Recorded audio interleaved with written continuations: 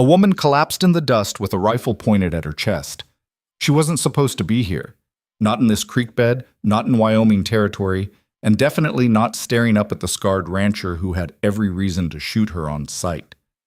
Dr. Adelaide Mercer had spent 5 years proving she belonged in rooms full of men who laughed at her diplomas. Now she was about to die in the middle of nowhere because her wagon driver decided a land war was more important than her survival. But when Rowan Hale lowered that rifle and offered her water instead of a bullet, Adelaide realized she'd stumbled into something far more dangerous than abandonment, a fight she couldn't win with books, and a family that didn't ask permission to care whether she lived or died. If you want to see how a fossil hunter accidentally became the only thing standing between a widowed rancher and total destruction, stay until the end. And drop a comment with your city so I can see how far this story travels. Adelaide's knees hit the ground before her brain registered she was falling. The canteen slipped from her hand and rolled into a divot, worn smooth by water that hadn't flowed here in months. She stared at it, watching dust settle on the tin's surface, and tried to calculate how long she'd been walking. 4 hours? 6? The sun had moved, but time felt elastic, unreliable. Her mouth tasted like copper and grit. She reached for the canteen, her fingers closed around empty air. Someone kicked it away. "Don't move!" The voice came from above. Male. Flat. Not angry, just certain. Adelaide looked up. The rifle barrel caught the light first, then the man holding it. Tall, maybe 40, with a weathered face and eyes that didn't blink often enough. He wore a shirt that had been mended badly in 3 places and boots caked in the kind of mud that only forms near water sources. His hat brim cast a shadow across his jaw, but she could see the scar running from his left ear to his collarbone. Old wound, deep. "I'm not armed," Adelaide said. Her voice cracked halfway through. "I know." He didn't lower the rifle. Adelaide's vision swam. She forced herself to focus on details. The man's trigger finger rested outside the guard. Safety position. He knew how to handle the weapon, but wasn't actively deciding to shoot her. Yet. His belt had no badge, not law enforcement.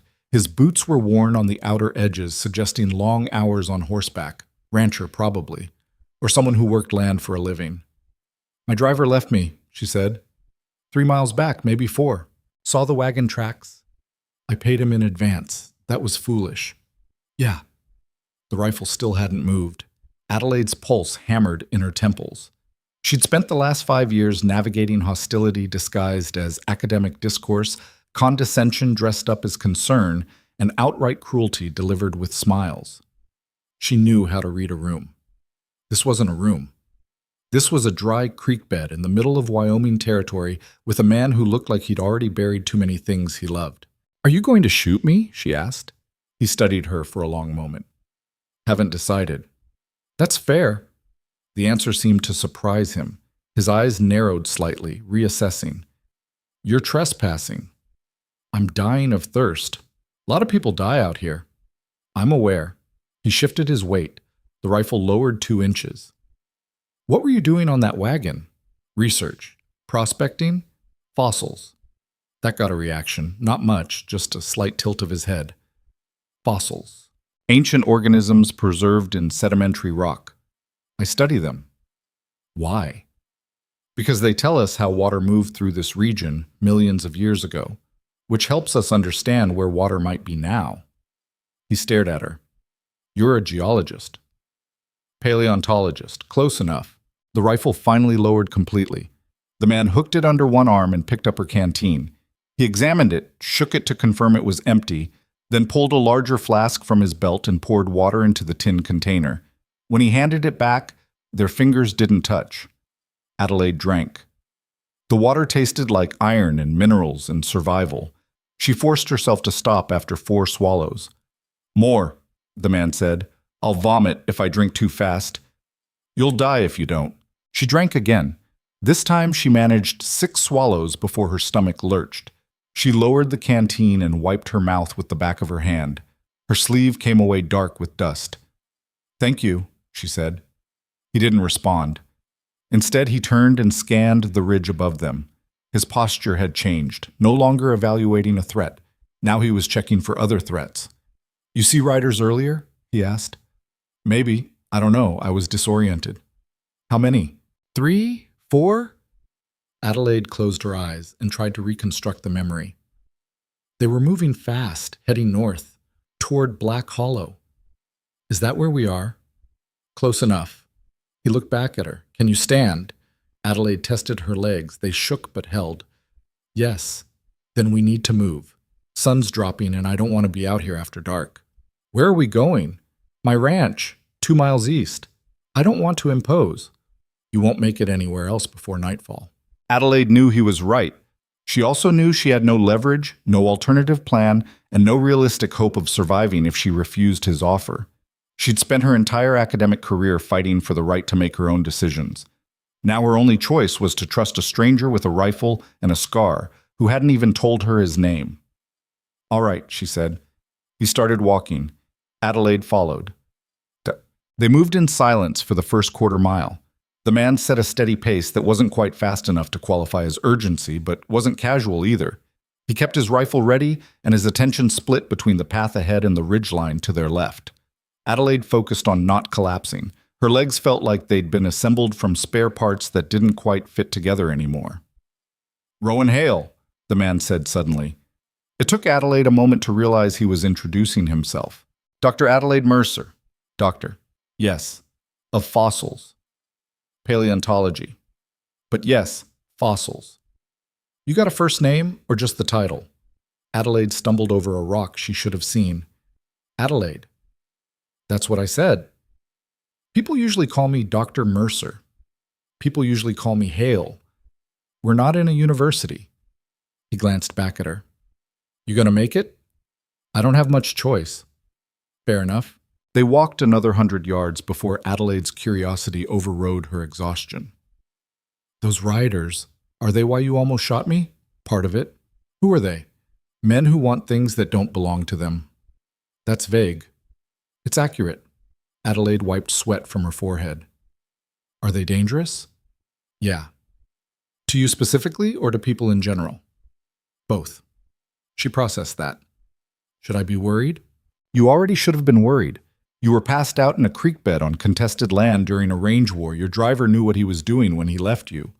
The words landed like a fist. Adelaide stopped walking. I paid that man $60. Then you paid $60 to get abandoned. He said he knew the territory. He knew enough to run. Hale kept walking. You coming or you want to have this conversation with the vultures? Adelaide forced her legs to move again. You could be less of an ass about this. Could be. Won't help you walk faster. She wanted to argue, but didn't have the breath for it. Instead, she focused on the landscape. The creek bed gave way to rolling grassland punctuated by outcroppings of dark stone. Limestone, probably. Maybe sandstone. The geological layers here were older than anything she'd studied back east. Millions of years of sediment compressed into visible history. If she'd had her tools, her notebooks, her cameras. Stop looking at rocks, Hale said. I'm a paleontologist. That's my job. Your job right now is not dying. Look at rocks tomorrow. Adelaide bit back a response. He wasn't wrong. Her body was shutting down in stages. First the precision thinking, then the balance, soon the ability to regulate temperature. She'd read enough accounts of exposure deaths to know the progression. Another hour alone and she would have started making catastrophically stupid decisions. The sun dropped lower. Long shadows stretched across the grass. There, Hale said, pointing. Adelaide squinted. At first she saw nothing. Then the shapes resolved into structures. A house, a barn, fencing, outbuildings. All of it looked weathered but maintained. Functional, not decorative. That's your ranch? Yeah. It's bigger than I expected. It's smaller than it was. Before Adelaide could ask what that meant, a figure appeared on the porch. Young, maybe 16, with Hale's build and a rifle of his own. He raised one hand in signal. Hale returned it. That's Gideon, Hale said. My oldest. Don't let him think he's in charge. Of what? Anything. They reached the property line marked by a fence that had been repaired so many times it looked like a patchwork quilt made of wire. Gideon met them at the gate. He was taller up close, with dark hair and eyes that tracked movement the way his father's did. Found her in the South Creek bed, Hale said. Half dead. Wagon driver ditched her. Gideon looked Adelaide over with the clinical assessment of someone who'd dealt with enough injuries to know a serious problem from a manageable one. She needs water and food, maybe a bed. She's got a name, Adelaide said. Then use it. Adelaide Mercer. Gideon's expression didn't change. Gideon Hale.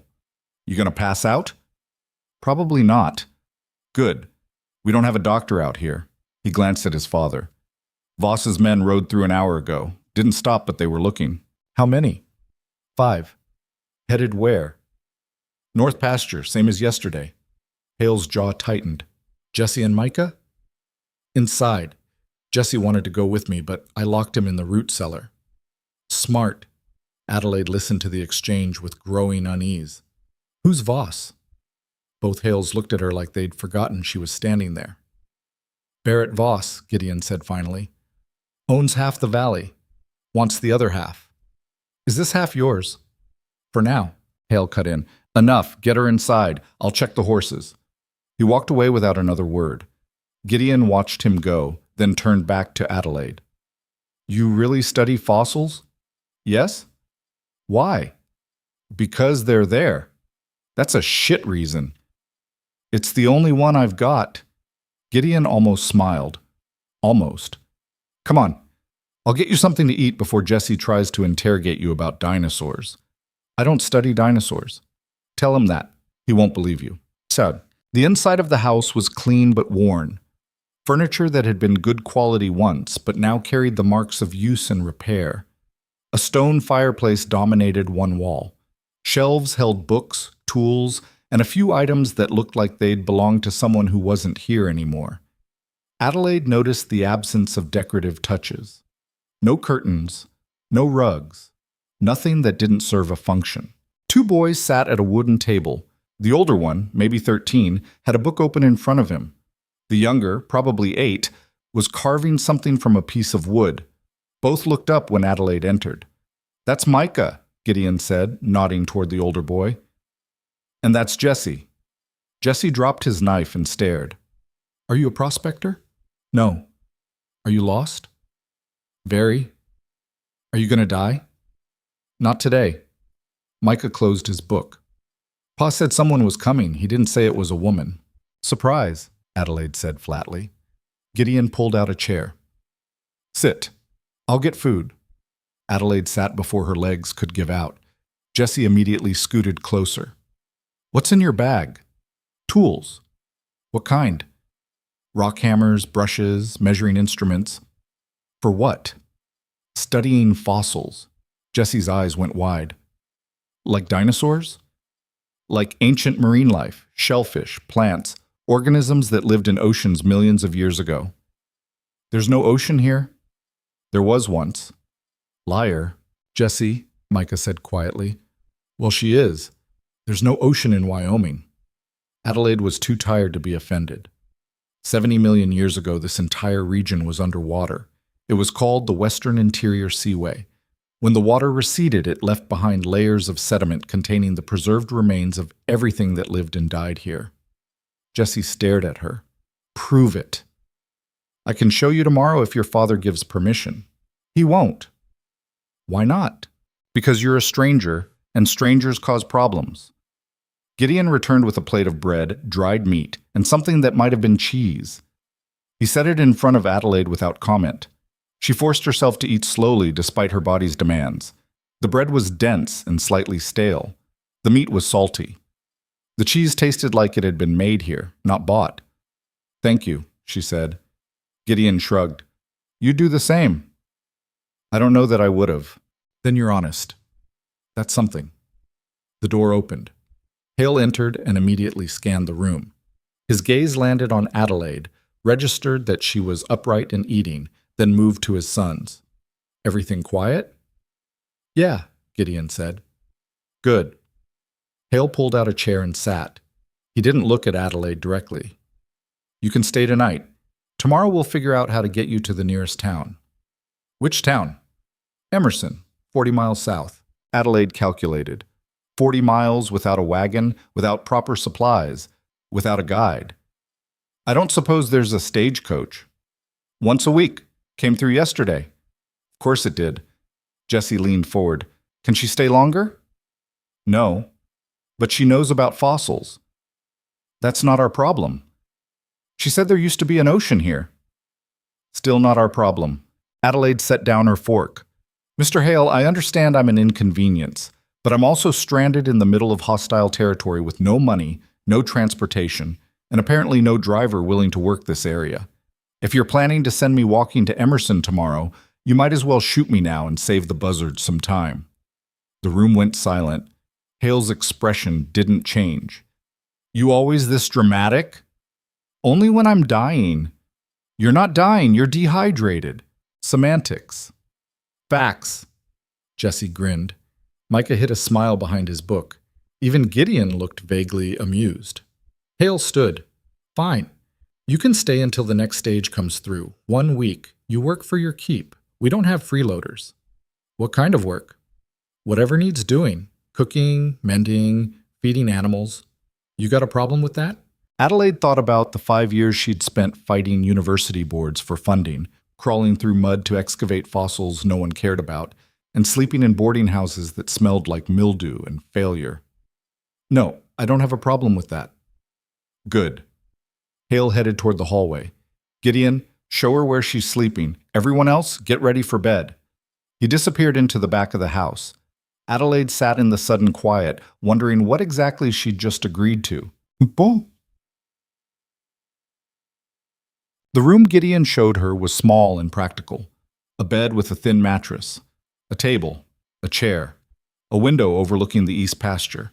The walls were bare except for a single nail where something used to hang. This was Ma's sewing room, Gideon said from the doorway. Adelaide turned. Where's your mother now? Dead.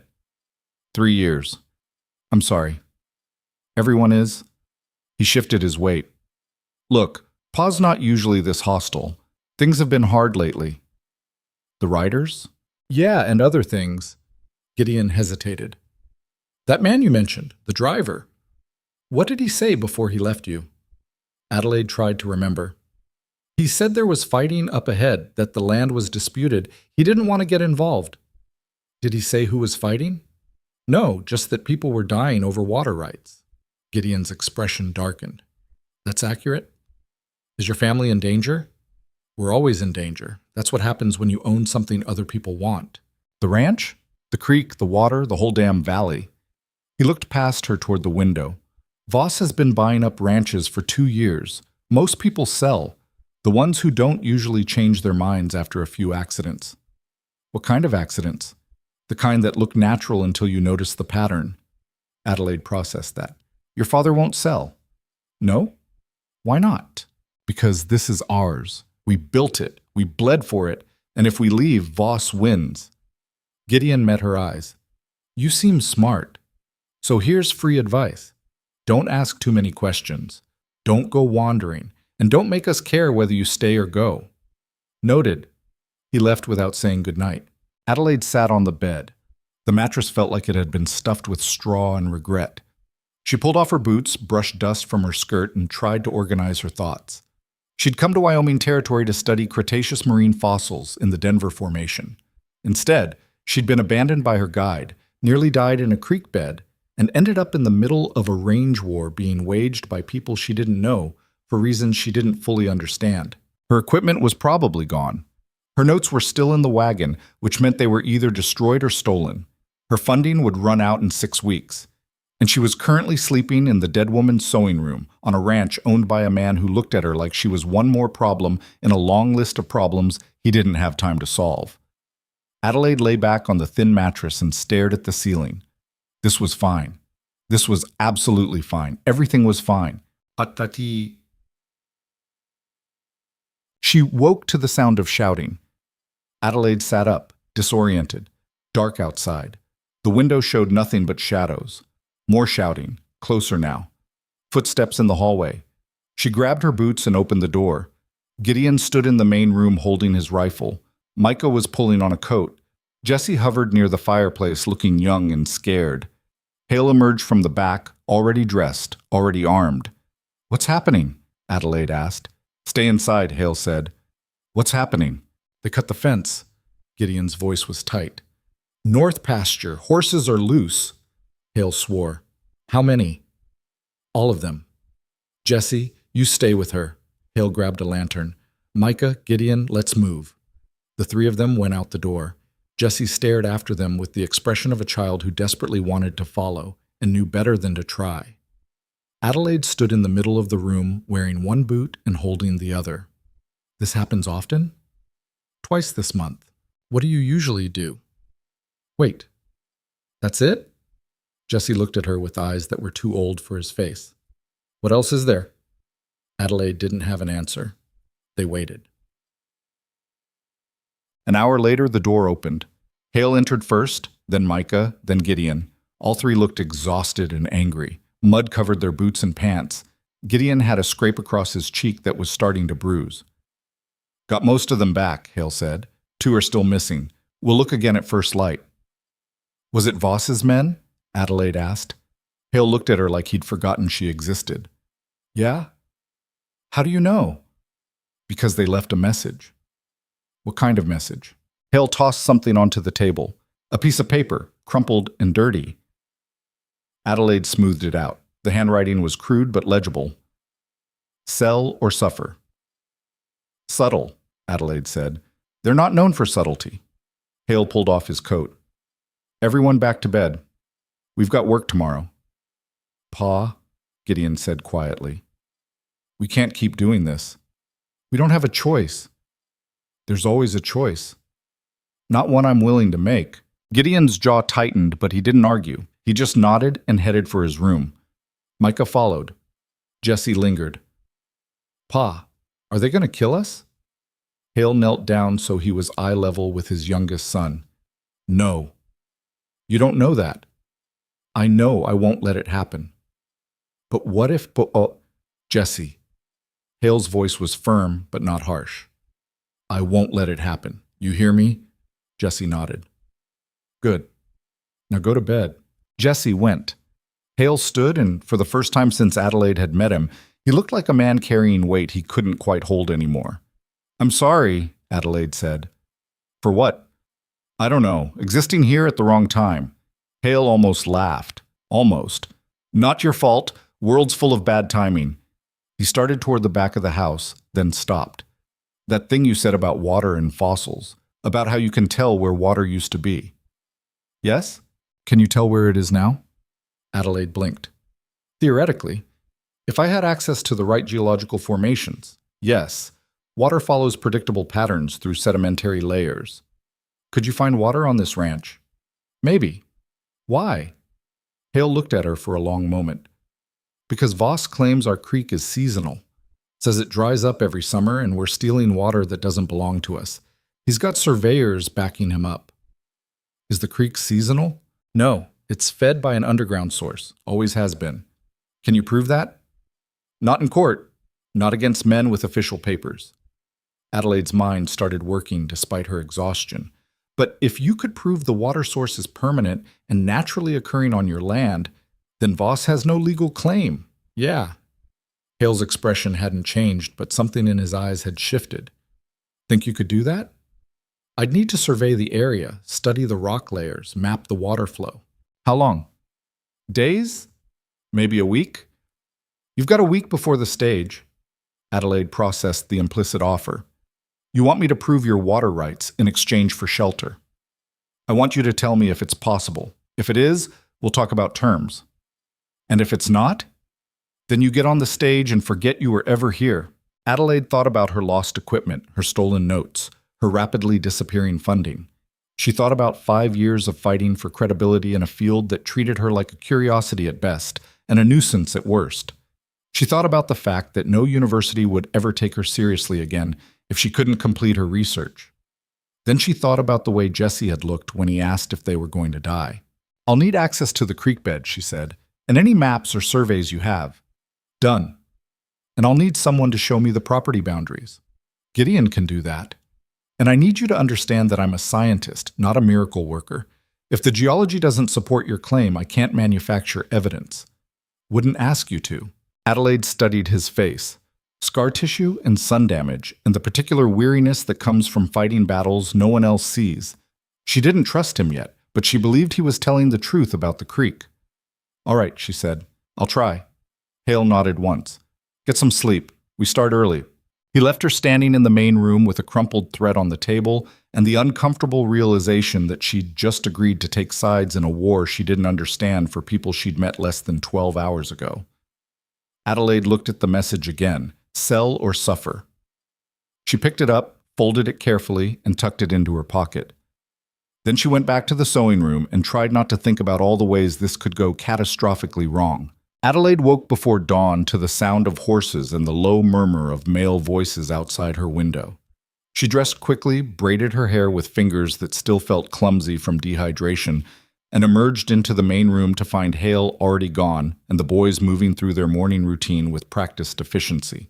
Gideon was frying eggs at the stove. Micah was setting the table. Jessie was nowhere to be seen, probably handling chores outside. None of them looked surprised to see her. "Coffee's on the counter," Gideon said without turning around. Adelaide poured herself a cup from the battered pot and took a sip. It tasted like burnt dirt and regret. She drank it anyway. "Your father left early?" "He's checking the north fence, making sure they didn't cut anything else during the night." Gideon slid eggs onto 3 plates. "You eat eggs?" "Yes." He added a 4th plate to the table. "Then sit." Adelaide sat. Micah pushed a plate toward her along with a fork that didn't match any of the others. The eggs were overcooked and slightly greasy, but her stomach didn't care. She ate mechanically, refueling more than tasting. "Pa said you're going to look at the creek," Micah said. "That's the plan." "Why?" "Because your water rights are being challenged and I might be able to prove they're legitimate." "Might?" "Geology isn't magic. I can only work with what's actually there." Jessie burst through the door carrying a bucket of milk that sloshed dangerously close to the rim. "The chickens are mad again." "They're always mad," Gideon said. "No, they're extra mad. I think something spooked them last night." Gideon and Micah exchanged a look Adelaide was starting to recognize.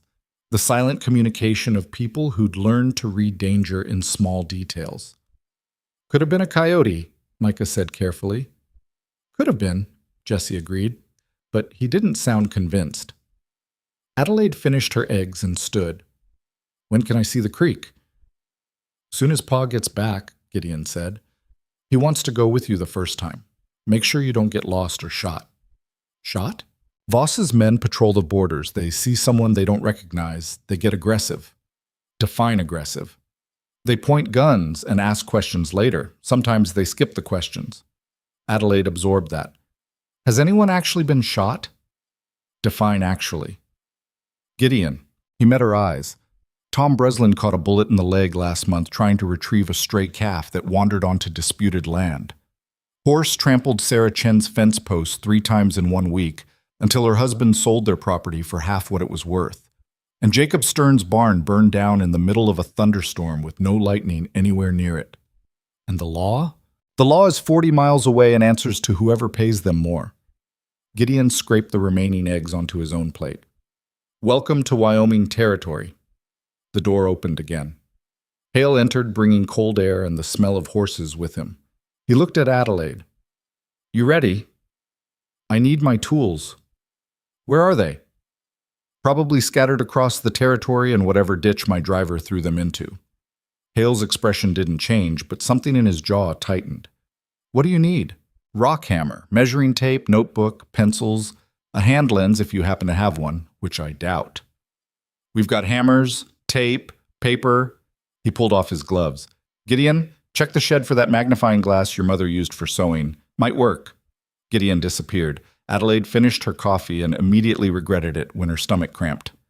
"You gonna vomit?" Hale asked. "Probably not." "Good. I don't want to explain to Voss's men why there's a sick woman wandering around my property. They'd take it as an excuse to do something stupid."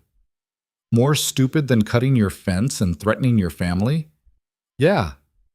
Adelaide wanted to ask what that looked like, but decided she didn't actually want to know. Gideon returned with a hammer, a coil of rope that might have been measuring tape once, a stub of pencil, and a cracked magnifying glass that had definitely been used for sewing. "This is what we've got," he said. Adelaide examined the tools. The hammer was functional but wrong. too heavy, wrong balance. The magnifying glass was scratched but usable. The rope had knots tied every foot or so. Someone had attempted to create a measuring system and given up halfway through. "It'll work," she lied. Hale pulled his coat back on. "Let's go." The creek was smaller than Adelaide expected. Narrow, maybe 15 feet across at its widest point, with water that moved steady and clear over a bed of smooth stones. The banks were steep on the north side, gentle on the south. Cottonwood trees clustered near the bends, their roots exposed where erosion had eaten away the soil. Adelaide knelt at the water's edge and studied the flow, fast enough to indicate a significant source. Too fast for surface runoff alone. The water temperature felt cold against her fingers. Spring-fed, probably. She pulled out the magnifying glass and examined the rocks. Limestone. Definitely limestone, with visible fossil fragments embedded in the surface. Crinoid stems. Shell impressions. Maybe part of a brachiopod if she was lucky. "What are you looking at?" Hale asked. "Evidence that this entire area was underwater approximately 70 million years ago. That help us now?" "It tells me the limestone here is part of the Niobrara Formation, which means it's porous. Water can move through it easily." Adelaide stood and brushed mud from her skirt. "Underground aquifers in limestone follow predictable patterns. If I can map the formation layers, I can show where your water source originates." "How?" "By finding the highest point where this specific type of limestone surfaces. That's where the spring feeds from." She pointed upstream. "The creek flows southeast, so the source is somewhere northwest of here. That's our land." "All of it?" "Most of it." Hale's expression was grim. "Voss claims the spring is on his side of the boundary, says we're just catching overflow." "Is the boundary surveyed?" "Yeah, 10 years ago. Before Voss bought the adjacent property and suddenly decided the survey was wrong." Adelaide walked upstream, examining the banks. The limestone layer was visible in several places where erosion had cut deep enough. She used the hammer to chip away loose stone, studying the grain and fossil content. Consistent composition, same formation. The water source was definitely feeding from within this geological unit. "I need to see your property maps," she said. "We can do that. And I need to walk the entire creek bed from here to the source. That's 3 miles, through territory Voss patrols. Then I need someone to watch my back." Hale studied her for a long moment. "You always this direct?" "I spent 5 years being polite to men who called me dear while rejecting my research proposals. Direct is faster." Something that might have been respect flickered across his face. "All right, we'll do it tomorrow. Today you stay close to the house." "Why?"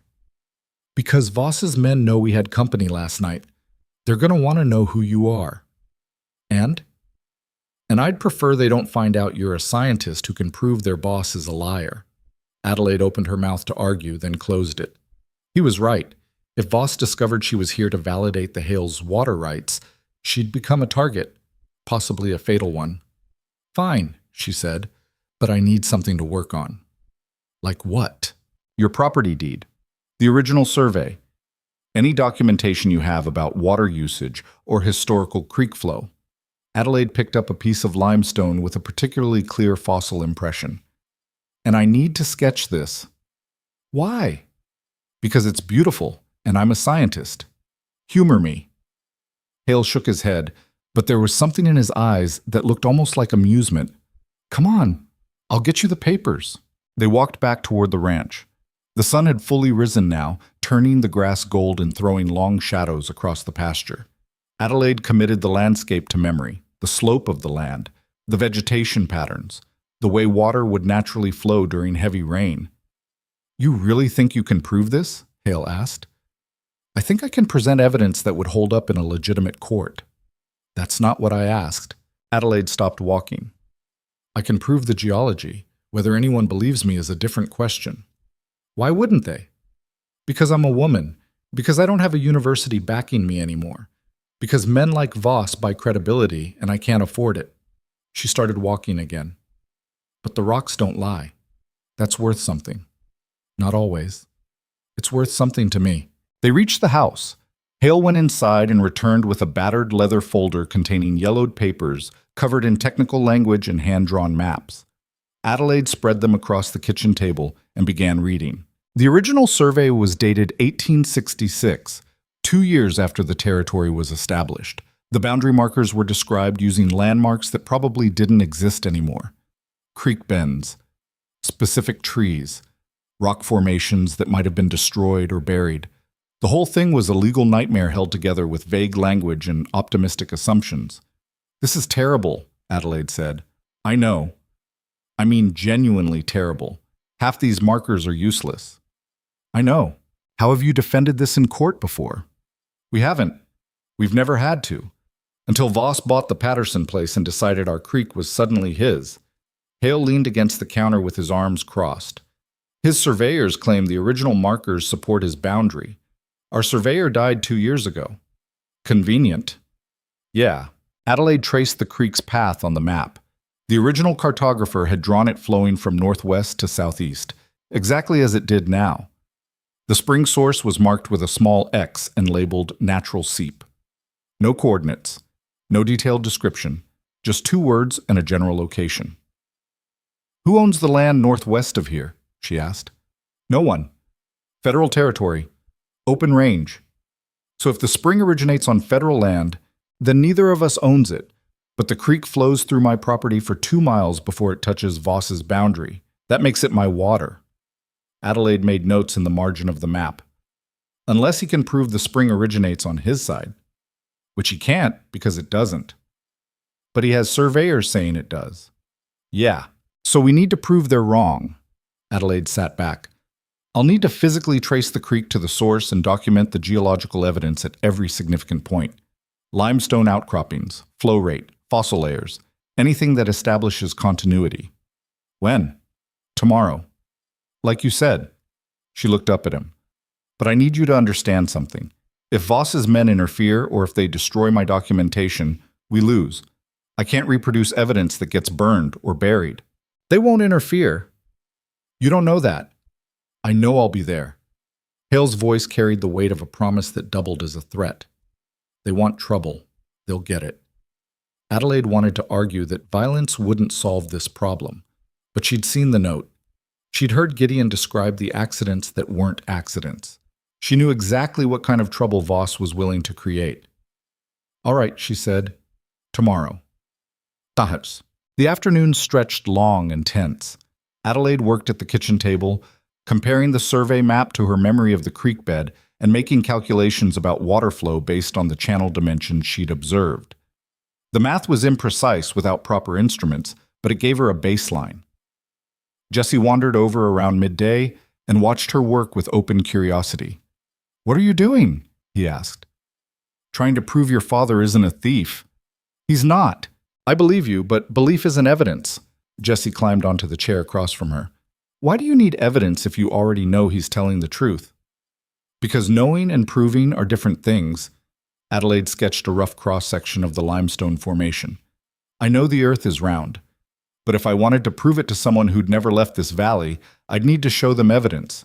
Shadows at different angles, the way ships disappear over the horizon, mathematics. But everyone knows the earth is round. Now they do.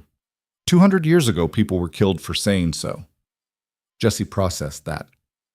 "That's stupid." "Yes." "Are people going to try to kill you for saying Pa's water is his?" Adelaide stopped drawing. She looked at Jesse's face, open and worried, and tried to figure out how to answer honestly without scaring him more than he already was. "I don't know," she said finally. "Maybe. That's not fair." "No, it's not. Why doesn't someone stop them?" "Because the people who could stop them are the same people who benefit from letting it happen." Adelaide set down her pencil. "Sometimes the law isn't about justice. It's about power."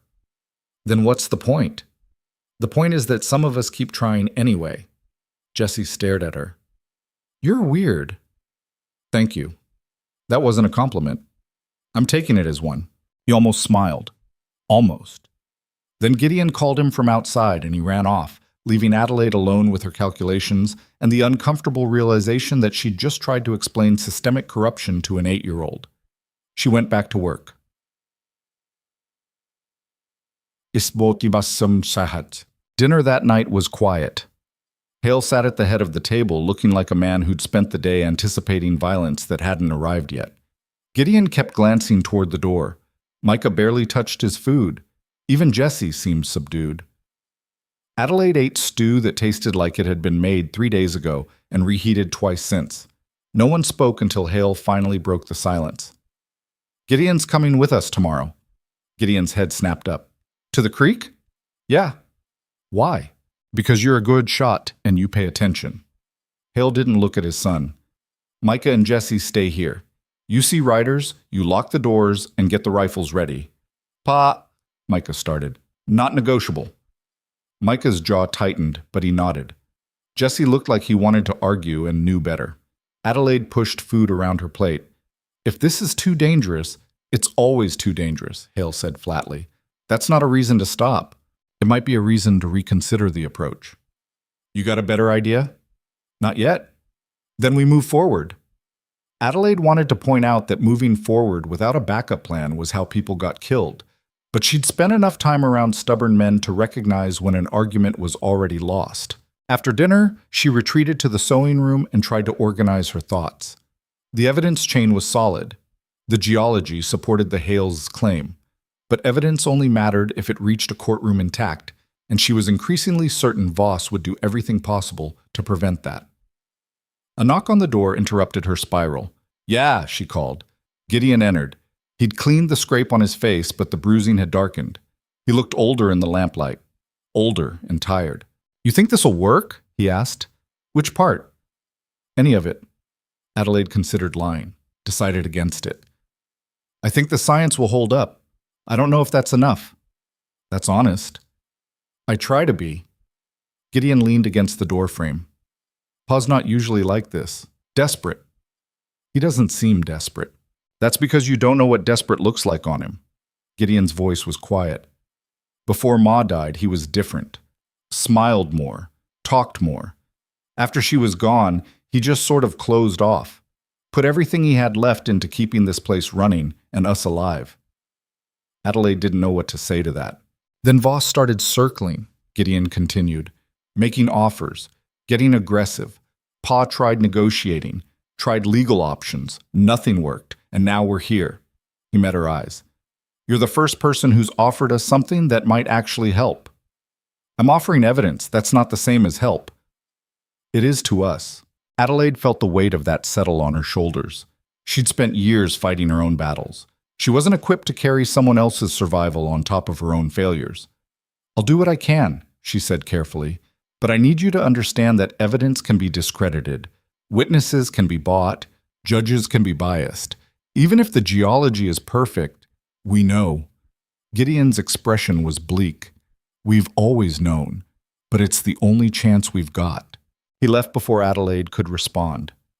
She sat in the dark room for a long time after that, listening to the house settle and the wind move through the cottonwoods outside. Somewhere in the distance, a coyote howled. Or maybe it wasn't a coyote. Maybe it was something worse. Adelaide pulled out the crumpled note from her pocket and read it again by lamplight. Sell or suffer. She refolded it, tucked it away, and tried to sleep. Morning came cold and sharp. Adelaide, dressed in layers, braided her hair tight, and met Hale and Gideon outside as the sun broke over the eastern ridge. Both men carried rifles. Both moved with the careful awareness of people expecting trouble. Rules, Hale said without preamble. You stay between us at all times. You see riders, you drop and stay down. You hear gunfire, you run back toward the house, and don't stop. I'm not running. Yes, you are. I'm here to document evidence. Running defeats the purpose. Hale stepped closer. You dying defeats the purpose more. You run. Adelaide wanted to argue. Didn't. Fine. They started northwest, following the creek upstream. The land changed gradually. The gentle slopes gave way to steeper banks. The cottonwoods thinned. Rock outcroppings became more frequent, exposing the limestone in long vertical faces that Adelaide desperately wanted to stop and study. She made notes as they walked. Flow rate, channel depth, fossil density and exposed stone. Every detail that could be used to establish continuity. Gideon kept pace beside her, rifle ready. Hale ranged ahead, checking sightlines. After an hour, the creek narrowed. The water moved faster here, colder. Adelaide knelt and examined the banks. The limestone showed clear stratification. Horizontal layers compressed over millions of years. No disruption, no evidence of artificial channels or man-made alteration. "This is good," she said. "Why?" Gideon asked. "Because it proves the water follows natural geological patterns. No one diverted this creek. It's flowing exactly where physics says it should." She used the hammer to chip away a section of stone, exposing fresh limestone underneath. The fossil content was dense. Shell fragments, coral remnants, clear evidence of ancient marine deposition. "We're still on your land?" she asked. "Yeah," Hale called from ahead. "Boundary's another half-mile west." They kept moving. The sun climbed higher. Adelaide's legs started to ache, but she pushed through it. Every yard they covered was another yard of documented evidence, another piece of the chain connecting the spring to the Hale property. Then Hale stopped. Gideon immediately raised his rifle. Adelaide froze. "What?" she whispered. "Tracks." Hale knelt and examined the ground.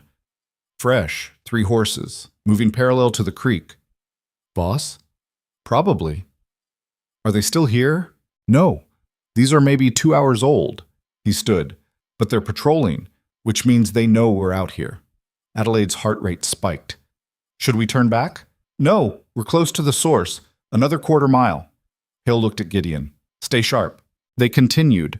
Adelaide forced herself to focus on the geology instead of the growing certainty that they were being watched. The limestone here was fractured. Vertical cracks ran through the formation, creating natural channels for water movement. Classic karst topography. Exactly what she'd expected. Then she saw it. The spring. It emerged from the base of a limestone cliff, water bubbling up through fractured rock and feeding into the creek bed below. The flow was strong, steady, definitely not seasonal runoff. Adelaide knelt at the source and examined the surrounding stone. The same Niobrara formation she'd documented downstream. Continuous layers. No breaks. The water had been following this path for millennia. "This is it," she said. "This is your source." "You sure?" Hale asked. "Positive." Adelaide pulled out her notebook and began sketching. "The spring originates here on federal land, but the water flows directly onto your property. There's no connection to Voss's land. His boundary is—" She paused, checking her mental map against the terrain. "His boundary is west of here?" "Yeah, about 200 yards. So his surveyors are lying." "Yeah." Adelaide documented everything. The cliff face, the spring output, the limestone composition. She chipped samples and wrapped them carefully in cloth. Evidence that couldn't be argued with. Then Gideon said, "Riders." Adelaide's head snapped up. 3 men on horseback emerged from the western tree line, moving at an easy pace that was somehow more threatening than speed would have been. They wore dusters and wide-brimmed hats. 2 carried rifles. The third had a revolver visible at his hip. Hale stepped in front of Adelaide. "Stay behind me." "Who are they?" "Voss's men." The riders approached until they were maybe 30 yards away. The lead rider, older than the others with a gray beard and cold eyes, raised one hand in a mockery of a friendly greeting. "Hale," he called. "Awful far from your house." "I'm on my land," Hale said evenly. "That's debatable." "Not according to the survey." "Surveys can be wrong." The man's gaze shifted to Adelaide. "Who's the woman?" "None of your business." "She's on Voss land. That makes it my business." "She's on federal land, same as you." The man smiled. It didn't reach his eyes. "You want to argue land rights? We can do that. But it won't end well for you." Gideon's rifle didn't waver. Adelaide could feel the tension vibrating through both Hales like a current looking for ground. "We're just leaving," Hale said. "Smart choice." The rider looked at Adelaide again. "But I'd hate for anyone to get lost out here. Territory's dangerous. Accidents happen." The threat was clear. Adelaide met his gaze and refused to look away. She'd spent years being stared down by men who thought intimidation was a substitute for intelligence. This was just another version of the same game. "I'll risk it," she said. The rider's smile widened. "Brave woman. Stupid, but brave." "Move," Hale said quietly to Adelaide. They backed away slowly, keeping the riders in sight. Adelaide clutched her notebook like a shield. Her samples felt suddenly fragile, vulnerable to being destroyed by a stray bullet or deliberate violence. The riders didn't follow. They just watched until Hale, Gideon, and Adelaide disappeared around a bend in the creek. Then Adelaide heard them laughing. "Run," Hale said. They ran. Sob. Back at the ranch, Adelaide's hands shook as she spread her notes across the kitchen table. Micah and Jesse crowded close, asking questions she barely heard. Gideon checked the windows. Hale paced. "Did you get what you needed?" he asked finally. "Yes." "All of it?"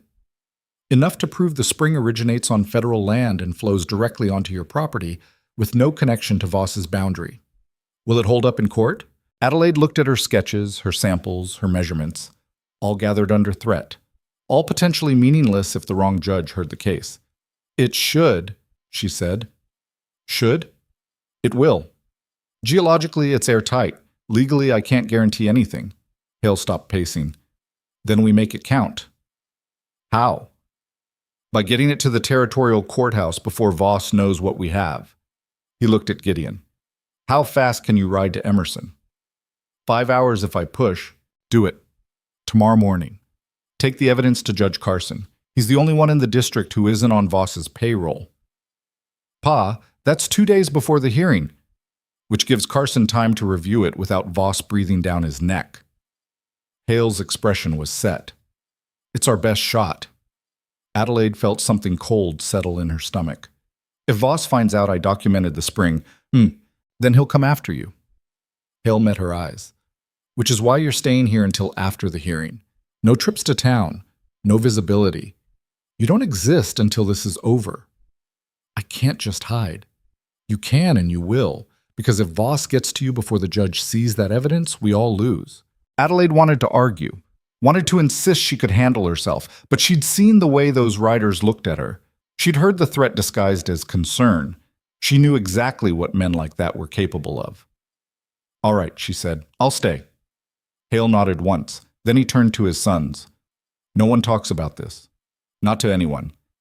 The woman you met is just a stranded traveler waiting for the next stage. That's the story. Everyone clear?" 3 nods. "Good." Hale grabbed his coat. "I need to check the fences. Gideon, you've got watch tonight. Micah, Jesse, usual chores." He left. The boys scattered to their tasks. Adelaide sat alone at the table, surrounded by evidence that might save a family or might get them all killed. She picked up a piece of limestone containing a perfect fossilized shell and turned it over in her hands. 70 million years ago, this had been alive, swimming in warm seas that covered Wyoming. It died, sank, got buried, compressed, fossilized, and eventually exposed by erosion just in time for Adelaide to find it and use it as proof. In a land dispute the ancient creature could never have imagined. Time was strange like that, connecting impossible things across impossible distances. Adelaide wrapped the fossil carefully and added it to the evidence pile. Then she started writing her testimony. Gideon left before dawn with the evidence wrapped in oilcloth and strapped to his saddlebag like it contained something far less dangerous than the truth. Adelaide watched from the window as he disappeared into the pre-dawn gray, feeling like she'd just handed over the only ammunition they had to a teenager riding alone through territory controlled by men who killed for less. Hale stood beside her, silent. His coffee had gone cold in his hand. "He'll be fine," Adelaide said, not believing it. "Maybe." "That's not comforting." "Wasn't trying to be." Hale drained the cold coffee anyway. "Gideon knows how to handle himself. He's been riding this territory since he was 10. "That doesn't make him bulletproof." "No, it makes him careful." Hale set down the cup. "You should eat something." "I'm not hungry." "Eat anyway. Long day ahead." Adelaide turned from the window. "Doing what? You told me to stay invisible." "Invisible doesn't mean useless. Micah needs help with the animals. Jesse needs someone to check his reading. And I need someone to explain your testimony in terms simple enough that I don't sound like an idiot when I talk to the lawyer." "You have a lawyer?" "We have someone who knows how to file papers and occasionally stays sober long enough to argue in court." Hale's tone was flat. "His name's William Crawford. He's either brilliant or drunk, sometimes both. Usually neither." That's not inspiring confidence. He's what we can afford. Adelaide followed Hale to the kitchen where Micah was burning eggs, and Jessie was reading aloud from a book that looked older than the ranch itself. The morning routine continued like Gideon's absence wasn't a ticking clock counting down to either salvation or disaster. She forced herself to eat. The eggs tasted like ash, but her body needed fuel, whether her brain wanted it or not. After breakfast, Micah led her to the barn. The work was mindless and physical, mucking stalls, hauling water, feeding chickens that pecked at her boots like she'd personally offended them. It kept her hands busy and her mind slightly less focused on all the ways Gideon could be ambushed, shot, or thrown from his horse between here and Emerson. "You think Pa's right?" Micah asked suddenly. He was forking hay into a stall, his movements precise and practiced. "About the evidence being enough?" Adelaide scooped grain into a bucket. "I think the geology doesn't lie." "That's not what I asked." She looked at him. Micah had Hale's eyes but his mother's face, or what Adelaide imagined his mother's face might have looked like. Softer features, more open, the kind of face that shouldn't have to worry about land wars and corrupt surveyors. "Honestly," Adelaide said, "I don't know. The evidence is solid, but solid evidence loses to money and influence every single day. So we're screwed." "I didn't say that." "You didn't have to." Micah stabbed the pitchfork into the hay pile. "Everyone keeps acting like this is going to work, like we just need the right proof and everything will be fine. But it won't. Voss owns half the judges in the territory. He's got surveyors who will say whatever he pays them to say. And we've got some drunk lawyer and a woman studying rocks." Adelaide felt that land harder than she wanted to admit. "Your father believes it'll work." "My father's desperate." "Maybe, but desperate people fight harder. Or they die faster." Micah went back to the hay. Adelaide watched him work, seeing the tight control in his shoulders. The way he moved with contained violence, like he wanted to hit something but had been raised to know better.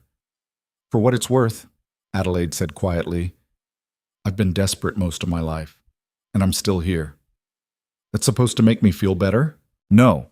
It's supposed to make you understand that survival isn't about certainty. It's about refusing to quit even when quitting makes more sense." Micah stopped working. He looked at her with an expression that was too old and too tired for 13. "You really believe that?" "I have to." He nodded slowly. Then he went back to the hay, and Adelaide went back to the grain, and they worked in silence until the barn chores were done, and the sun was high enough to burn off the morning cold. Inside the house, Hale was bent over papers spread across the table. Legal documents Adelaide couldn't parse from a distance.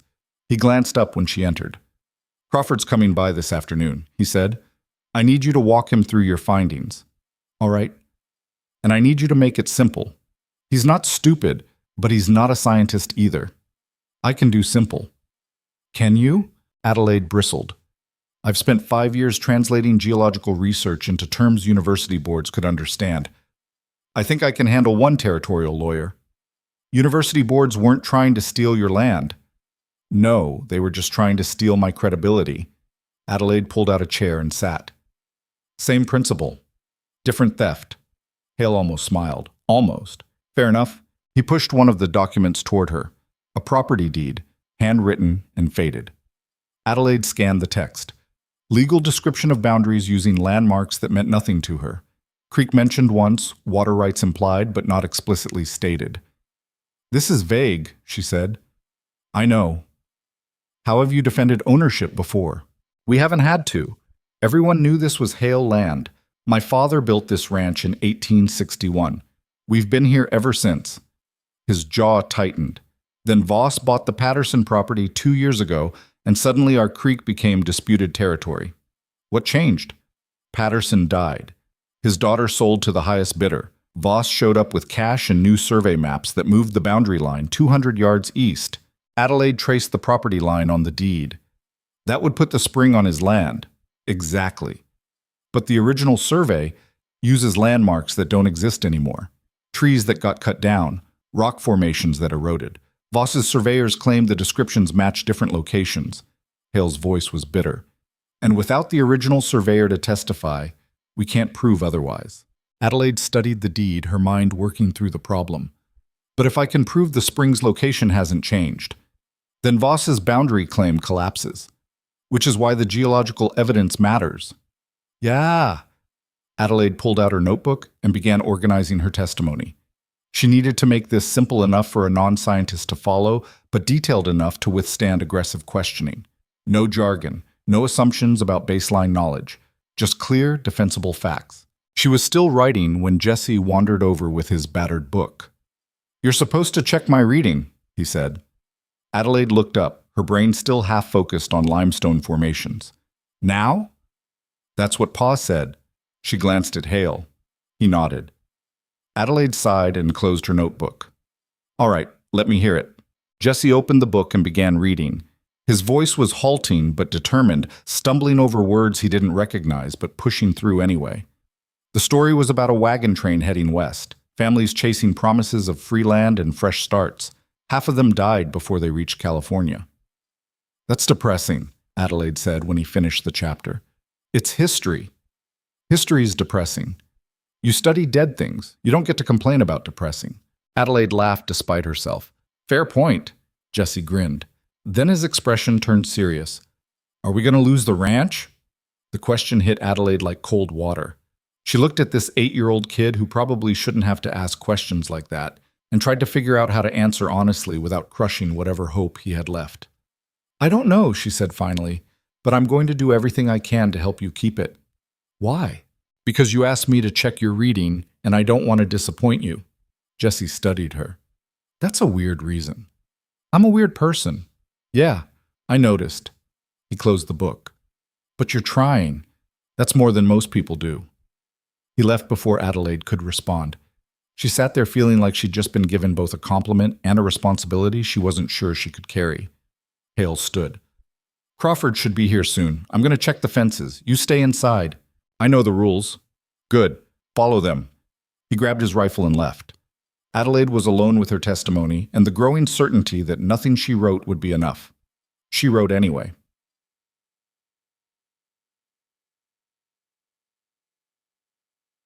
William Crawford arrived mid-afternoon riding a horse that looked as tired as he did.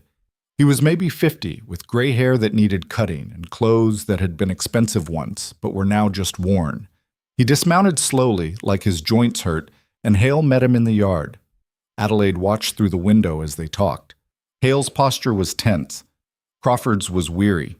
After a few minutes, they headed toward the house. Crawford entered first. He smelled like whiskey and old tobacco.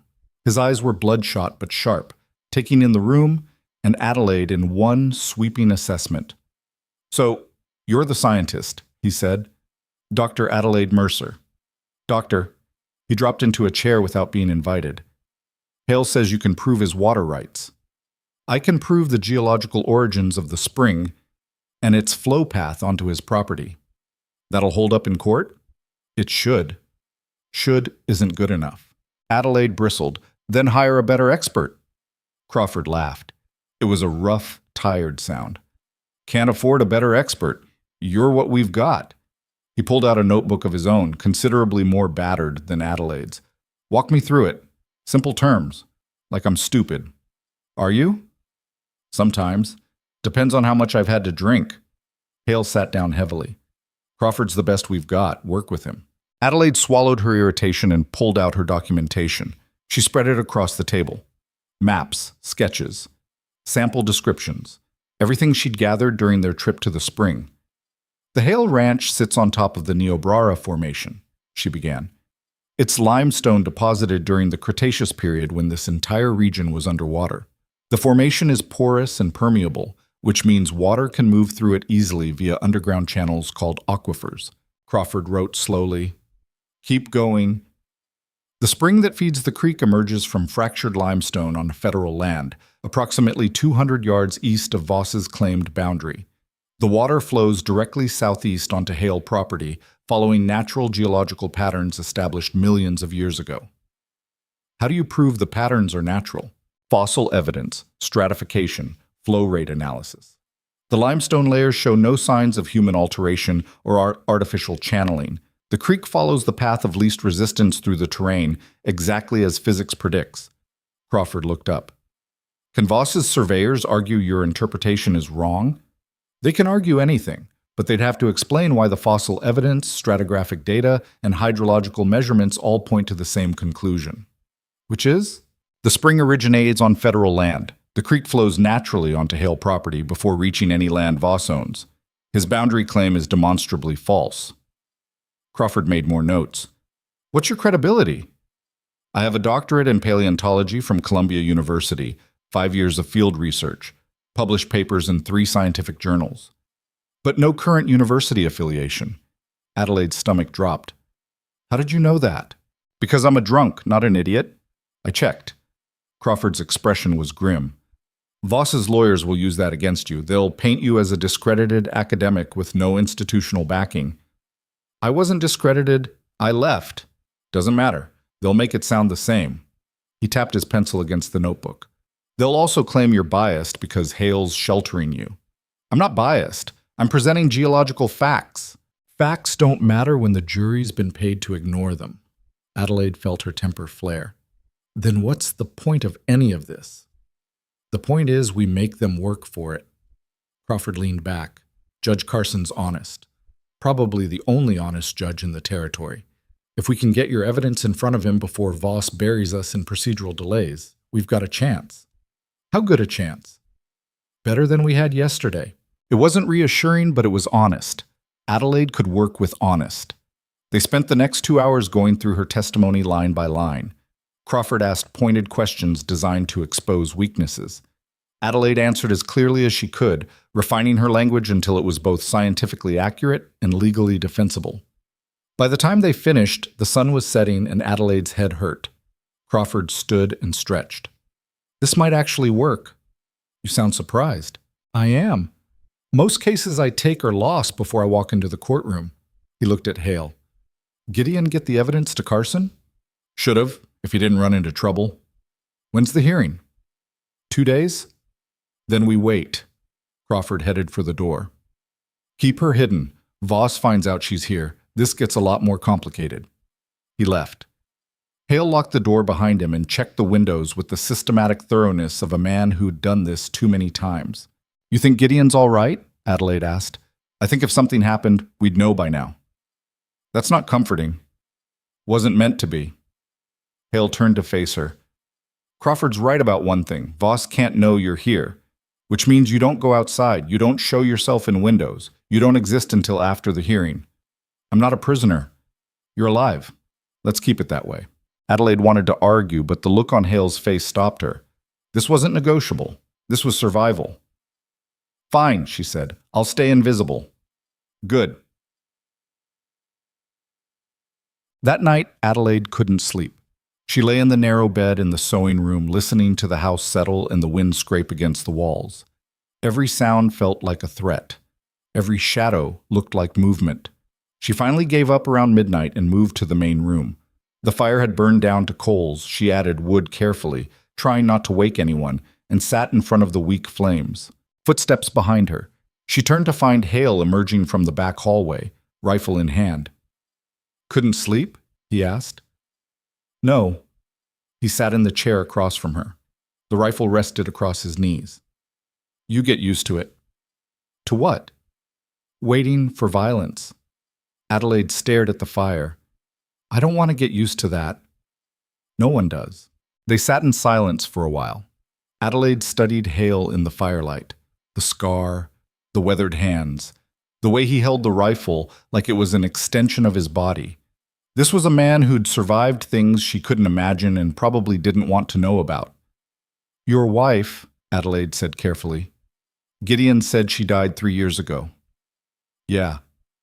What happened? Fever. Started fast. Ended faster. Hale's voice was flat. Doctor came from Emerson, but there wasn't anything he could do. She was gone in 4 days. I'm sorry. Everyone says that. I mean it. Hale looked at her. Why? Because loss is loss. It doesn't stop hurting just because it's common. Something in his expression shifted, not softening exactly, just acknowledging that maybe she understood something he thought no one else could. She would have liked you, he said finally. Why? Because you don't quit. Sarah didn't quit either, even when it would have been easier. He adjusted the rifle. She built half this ranch herself, raised 3 boys while running the house and helping with the livestock. Never complained, never backed down. She sounds formidable. She was. Adelaide heard the weight in those 2 words, the past tense that still hurt. Do your sons remember her well? Gideon does. Micah remembers some. Jesse barely remembers at all. He was 5 when she died. That's hard. Yeah. Hale stood. You should try to sleep. Tomorrow's going to be long. Waiting for Gideon? Waiting for everything. He went back to his room. Adelaide stayed by the fire, watching the flames dance and thinking about women who built ranches and raised sons and died too young from fevers that shouldn't have killed them. Thinking about men who carried rifles and loss in equal measure. Thinking about boys who had to grow up too fast because the world didn't give them any other choice. She eventually went back to the sewing room, but she still didn't sleep. Whoops. Gideon returned the next afternoon. Adelaide heard the horse first, then Hale's voice in the yard. She stayed away from the windows like she'd promised, but listened to everything. The door opened. Gideon entered looking exhausted and windburned but intact. Hale gripped his shoulder briefly. No words, just acknowledgement. Judge Carson has the evidence, Gideon said. I gave it to him directly. He said he'd review it before the hearing. He say anything else? Hale asked. Just that we better hope it's as solid as Crawford claims. Did anyone follow you? Not that I saw, but I took the long route back. Gideon pulled off his coat. Voss's men are everywhere. I counted at least 8 riders between here and Emerson. Hale's jaw tightened. They looking for something specific? Hard to say, but they're stirred up. Something's got them nervous. Adelaide stepped into the room. Maybe they heard about the evidence. Gideon looked at her. How would they hear? Crawford knows, Carson knows. How many other people did it pass through on the way to the judge's desk? Not many, but enough. Gideon sank into a chair. If Voss knows we've got geological proof, then he'll try to discredit it before we get to court, Hale finished, which means we stay alert. Micah appeared in the doorway. Pa, north fence is cut again. Hale swore. How bad? Bad. 30 feet down. Cattle are loose. Get the horses. They moved fast. Hale, Gideon, and Micah grabbed rifles and headed for the barn. Adelaide stood in the main room with Jesse, feeling useless and trapped. Is it always like this? She asked. Jesse was whittling again, his hands steady despite everything. Pretty much. How do you stand it? Don't have a choice. Adelaide watched through the window as the 3 Hale men rode north. Jesse kept carving. The knife moved in careful strokes, shaping wood into something Adelaide couldn't identify yet. What are you making? She asked. Horse. For who? Me, unless someone wants to buy it. You sell your carvings? Sometimes, in town, when we go. Jesse examined his work critically. Not much else to do out here. Adelaide sat down across from him. You ever think about leaving? Where would I go? Anywhere. East. California. Somewhere that isn't trying to kill you. Jesse looked at her with those 2 old eyes. This is home. You don't just leave home because it's hard. Sometimes you have to. Did you? The question caught Adelaide off guard. Yes. Why? Because staying was harder. Jesse went back to his carving. Then maybe you get it. Adelaide didn't know what to say to that. She watched him work, this 8-year-old kid who carved horses and understood loss better than most adults. The knife moved steadily, revealing shape from raw wood. Patient work. The kind that required faith that something worthwhile existed under the surface. Maybe that was the whole problem. Faith. Adelaide had spent her entire career trusting in evidence and facts and things she could measure. She didn't know how to operate on faith, didn't know how to believe in outcomes she couldn't prove. But these people did. Hale believed they could win. His sons believed they could survive. They had faith in the land and in each other and in the idea that justice might actually matter. Adelaide didn't know if that faith was justified, but she was starting to understand why they fought so hard to keep it. The men returned an hour later. Hale's face was tight with controlled anger. 30 head scattered, he said. We got most back, still missing 5. Voss? Adelaide asked. Who else? Hale set his rifle against the wall. They're escalating, trying to break us before the hearing. Is it working? No. But Adelaide could see the cost. The exhaustion in Hale's posture. The way Gideon's hands shook slightly when he poured water. The tension in Micah's shoulders. This was a family running on fumes and sheer stubbornness. The hearing's tomorrow, Crawford had said. Tomorrow. One more day of waiting. One more day of fences being cut and threats escalating and the constant fear that Voss would find a way to destroy everything before they even reached the courtroom. Adelaide pulled out her testimony notes and reviewed them for the 100th time. The words were solid. The evidence was solid. But solid didn't mean safe, and it definitely didn't mean victory. Hale sat down across from her. You ready? As ready as I can be? Crawford thinks you'll do fine. Crawford thinks a lot of things. Not all of them are true, but most of them are. Hale leaned forward. Look, I know this isn't what you signed up for. You came here to study fossils, not fight land wars. I came here to survive, Adelaide corrected. The fossils were just the excuse. And now? Now I'm staying because leaving would mean you lose. Hale studied her. That matter to you? More than it should. He nodded slowly. Tomorrow, when we get to that courthouse, Voss is going to try every trick he knows. He'll attack your credentials, your character, your motives. He'll make you look like a liar or a fool or both. I've dealt with worse. Have you? Adelaide thought about 5 years of faculty meetings, men dismissing her research, colleagues taking credit for her work, the dean who'd suggested she'd be happier teaching elementary school. Yeah, I have. Good. Hale stood. Then we've got a chance. He left her with her notes and her doubts. Adelaide read through her testimony one more time, then closed the notebook and stared at the ceiling. Tomorrow, she'd walk into a courtroom full of men who didn't believe women should have opinions about rocks. She'd present evidence that contradicted wealthy men with power and influence. She'd stake her credibility on geological formations that existed millions of years before any of them were born. And somehow, that evidence had to be enough to save a ranch, a family, and maybe even herself. Adelaide closed her eyes and tried to believe in faith. The morning of the hearing arrived cold and sharp. Adelaide woke before dawn with her stomach in knots and her hands already shaking. She dressed in the cleanest clothes she had, which wasn't saying much. Her skirt was stained with creek mud and dust. Her blouse had a torn seam she'd tried to mend with thread that didn't match. She looked like exactly what she was.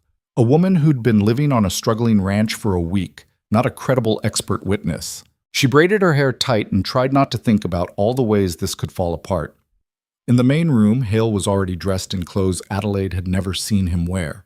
Dark pants, a shirt with all its buttons, a vest that looked like it had been stored carefully for occasions that mattered. He looked uncomfortable and formal and still dangerous in a way the nice clothes couldn't hide. You ready? He asked. No. Good. Neither am I. Gideon appeared wearing his own version of formal clothes.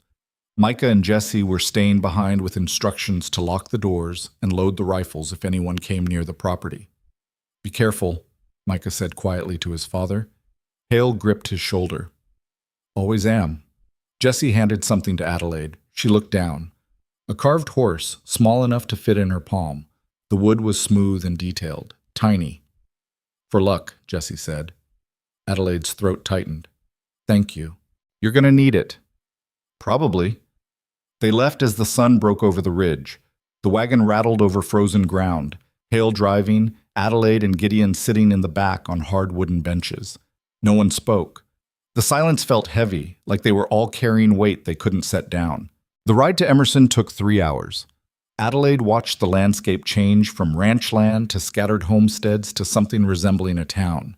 Buildings clustered along a main street, a general store, a boarding house, a saloon that looked busy despite the early hour, and at the end of the street, a 2-story wooden structure that had to be the courthouse. Hale pulled the wagon to a stop outside. Crawford was already there, leaning against the building with a cigarette between his fingers. He looked worse than he had 2 days ago. More tired. More like a man who'd given up on caring whether he lived or died, but kept showing up anyway out of habit. Judge Carson reviewed the evidence, Crawford said without preamble. He's allowing your testimony. That's good, Adelaide said. That's neutral. Voss's lawyers are going to fight it. They'll argue you're biased, unqualified, and making unsubstantiated claims. Crawford dropped the cigarette and crushed it under his boot. They've got 3 witnesses lined up to contradict you.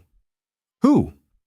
Their surveyor, a hydrologist from Denver, and someone claiming to be a geology expert from the Territorial Survey Office.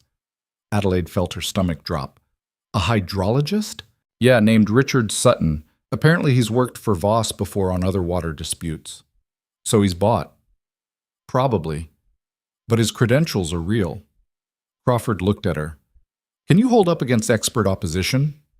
Adelaide thought about her doctorate, her field research, her published papers. Then she thought about the 5 years she'd spent being dismissed by men with better funding and institutional backing. I can hold up if the judge lets me actually present my evidence. Carson will let you. The question is whether the jury believes you. There's a jury? 12 men from the valley.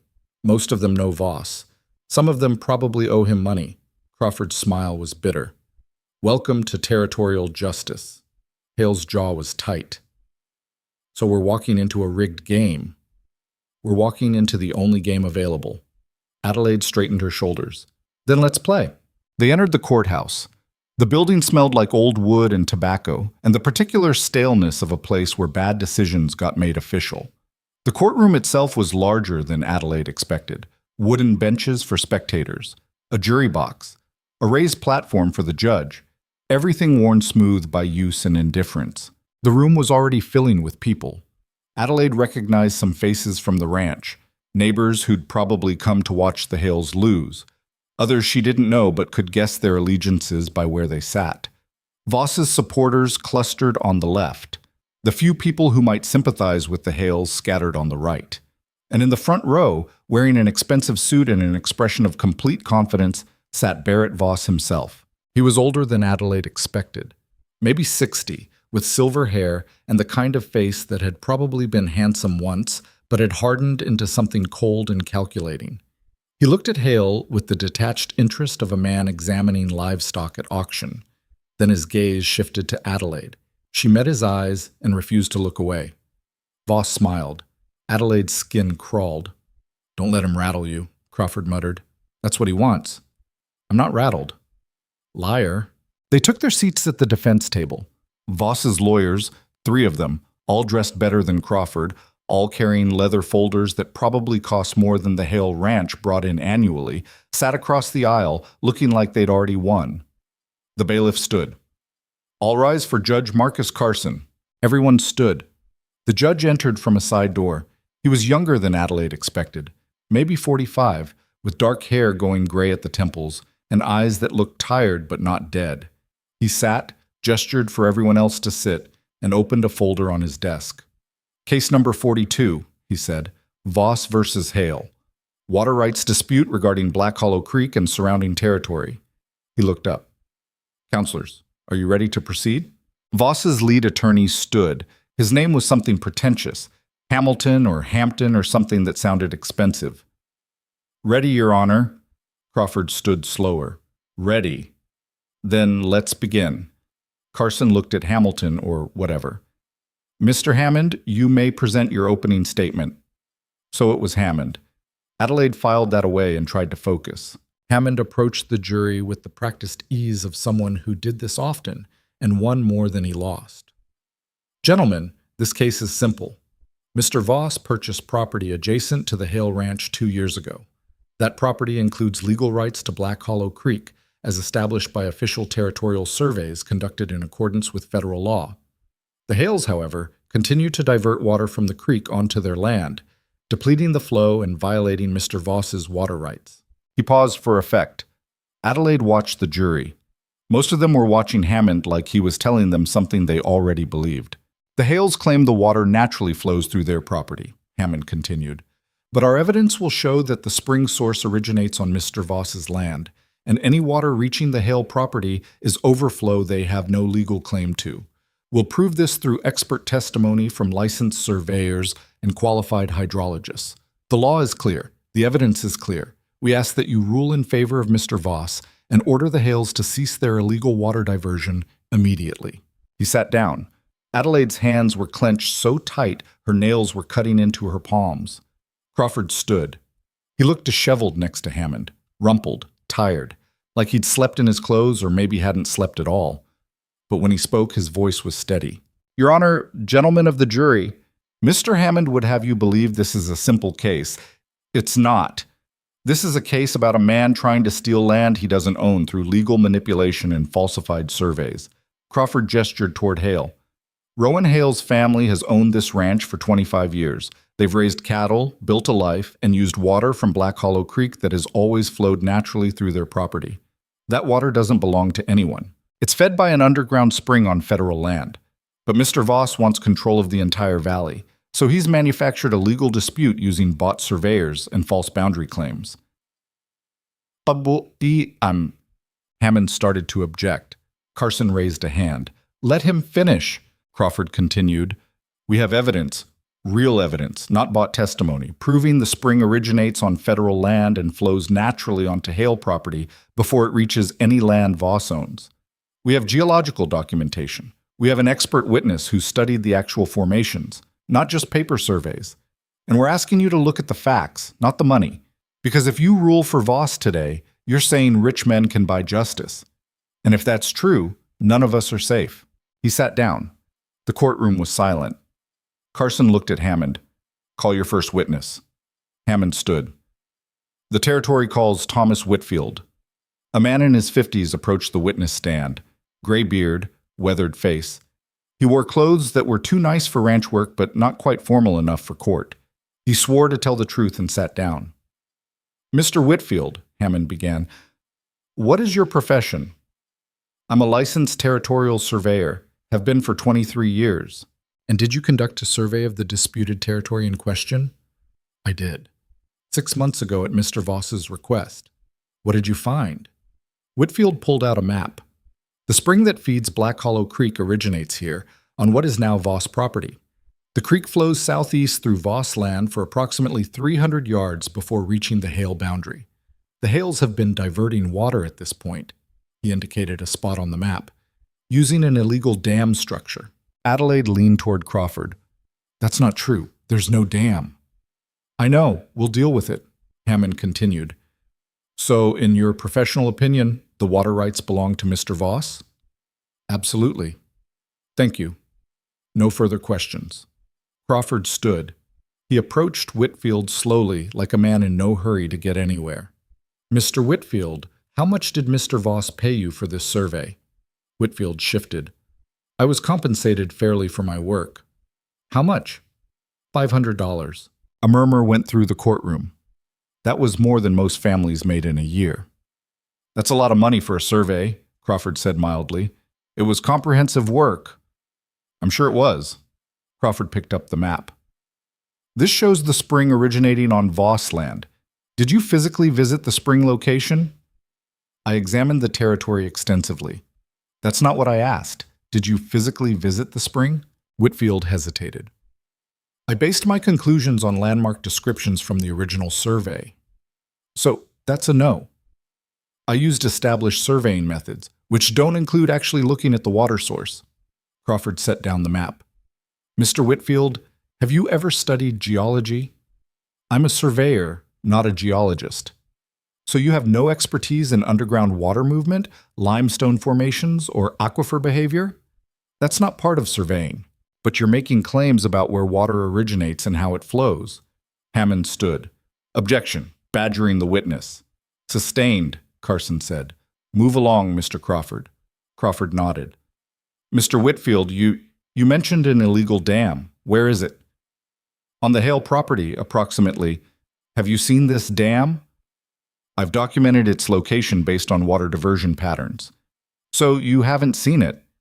The patterns indicate yes or no, Mr. Whitfield. Have you personally seen a dam structure on Hale property? Whitfield's jaw tightened. No. Because it doesn't exist. Crawford returned to his seat. No further questions. Whitfield left the stand looking less confident than when he'd arrived. Hammond called his next witness, the hydrologist, Richard Sutton. Sutton was younger, maybe 40, with the air of someone who'd learned to sound authoritative by using complicated language. He established his credentials: degree from Denver, 10 years of experience, multiple water rights cases, and then Hammond started his direct examination. Mr. Sutton, did you review the evidence in this case? I did. What was your conclusion? The spring in question is fed by seasonal runoff and shallow groundwater. It's not a permanent water source. The hails are essentially capturing water that would naturally flow onto Voss property during certain times of the year. Adelaide's hands clenched. That was complete nonsense. The spring was clearly fed by a deep aquifer, not surface runoff. Crawford leaned toward her. Can you counter that?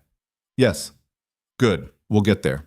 Hammond continued questioning Sutton, building a narrative about seasonal water patterns and natural drainage that had nothing to do with actual geology. The jury listened with the glazed attention of people hearing things they didn't understand but assumed must be true because the speaker used big words. Finally, Hammond finished. Crawford stood. Mr. Sutton, you said the spring is fed by seasonal runoff?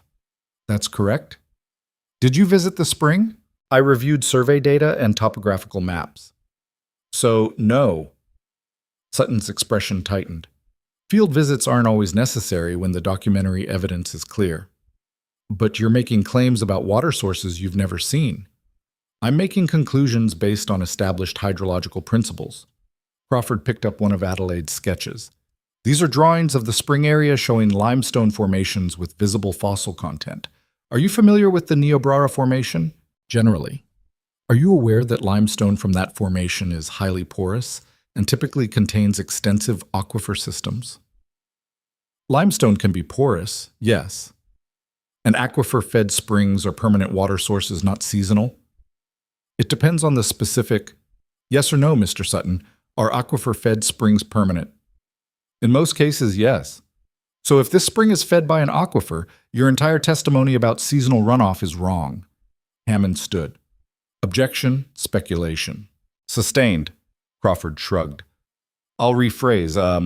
Mr. Sutton, did you conduct any tests to determine if the spring is aquifer-fed? I reviewed the available data. Did you test the water temperature, the flow rate, the mineral content, anything that would indicate the water source? Sutton shifted. Those tests weren't part of my commission, because Mr. Voss didn't want you to find evidence that contradicted his claim. Crawford returned to his seat. No further questions.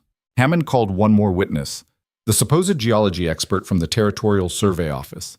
Adelaide listened to him recite credentials that sounded impressive until Crawford cross-examined him and revealed he'd never published research, never worked in paleontology, and had spent most of his career doing mineral assessments for mining companies. Then it was their turn. Crawford stood.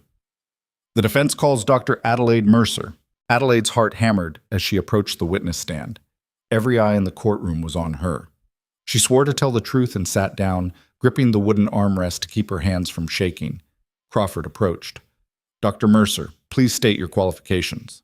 Adelaide took a breath. I have a doctorate in paleontology from Columbia University. I've conducted 5 years of field research in the Western Territories studying Cretaceous formations. I've published 7 papers in scientific journals on sedimentary geology and ancient water systems. And have you examined Black Hollow Creek and the spring that feeds it? Yes, I conducted a detailed geological survey of the entire creek bed from the spring source to the Hale property boundary. What did you find? Adelaide pulled out her notes. Her hands were steadier now. This was science. She could do science. The spring emerges from the Niobrara Formation, a limestone deposit from the Cretaceous period. The formation is highly porous with extensive fracturing, which creates natural channels for underground water movement. The spring itself shows consistent flow rate and cold temperature, both indicators of deep aquifer feeding, not surface runoff. Can you show the jury where the spring originates? Adelaide approached the map Hammond had used. The spring is here, on federal land. The water flows southeast following natural topography. It crosses onto Hale property here, approximately 200 yards from the spring source. Voss's claim boundary is here, another 300 yards downstream. So the spring is not on Voss property? No, it's on federal land and the water reaches Hale property before it reaches any land Voss owns. Crawford picked up one of her fossil samples. What is this? A piece of limestone containing fossilized marine organisms, brachiopods specifically. They lived approximately 70 million years ago when this entire region was underwater. Why does that matter? Because it proves the limestone layer is continuous throughout the area. The same formation that feeds the spring extends across the entire valley. You can't arbitrarily claim the spring originates on different property when the underlying geology doesn't support it. Crawford let that sink in. Dr. Mercer, in your professional opinion, are the Hales using water that legally belongs to them? Yes. The spring is on federal land. The creek flows naturally through their property. They're not diverting anything. They're simply using water that has always flowed there. Thank you. No further questions. Hammond stood. Adelaide braced herself. Dr. Mercer, he began, his tone condescending. You have a doctorate, but you're not currently affiliated with any university, are you? No. Why is that? Crawford stood. Objection. Relevance. It goes to the witness's credibility, Your Honor. Carson considered. I'll allow it. Adelaide met Hammond's eyes. I left my university position because the institution prioritized funding over research integrity. So you were dismissed. I resigned. After your research funding was terminated. After I refused to alter my findings to satisfy donors. Adelaide's voice was sharp. I'm a scientist, not a liar. Hammond smiled like that was exactly what he wanted her to say. But you're testifying here in exchange for shelter on the Hale Ranch. That's a conflict of interest, isn't it? I'm testifying about geological facts. Those facts don't change based on where I'm sleeping. But your interpretation might, especially if you're being paid. I'm not being paid. No, you're getting room and board. That's compensation. Adelaide's temper flared. I was abandoned by my wagon driver in hostile territory. The Hales offered me shelter because I would have died without it. That doesn't make my evidence invalid. It makes you biased. Science isn't biased. The rocks don't care who's looking at them. Hammond changed tactics. Dr. Mercer, have you ever testified in court before? No. So this is your first time presenting geological evidence in a legal proceeding? Yes. And you expect this jury to trust your interpretation over licensed surveyors and experienced hydrologists? I expect them to trust evidence. Evidence you collected in 1 week while living on the defendant's property. Evidence that's supported by 70 million years of geological history. Hammond paused. Dr. Mercer, isn't it possible you're wrong? Adelaide looked at him, at the jury, at Voss sitting there with his confident smile, at Hale watching her with an expression she couldn't read. It's possible, she said carefully. Science is about testing hypotheses and revising conclusions when new evidence appears. But I've tested this. I've documented every formation layer, every fossil bed, every point of continuity between the spring and the Hale property. The evidence is overwhelming. And unless someone can produce geological data that contradicts mine, actual data, not bought testimony, then no, I'm not wrong. Hammond's smile tightened. No further questions. Adelaide returned to her seat. Her legs felt weak. Crawford leaned close. You did good, he murmured. I called their witnesses liars. They are liars. Someone needed to say it. Carson called for closing arguments. Hammond went first, reiterating his claims about legal boundaries and water rights. He made it sound simple, technical, like the law was on Voss's side and the geology didn't matter. Then Crawford stood. Gentlemen, you've heard a lot of complicated testimony today. Expert witnesses, legal language, technical terms. But this case is actually simple. Barrett Voss wants water that doesn't belong to him. So he hired surveyors to draw new maps and hydrologists to make up theories about seasonal runoff.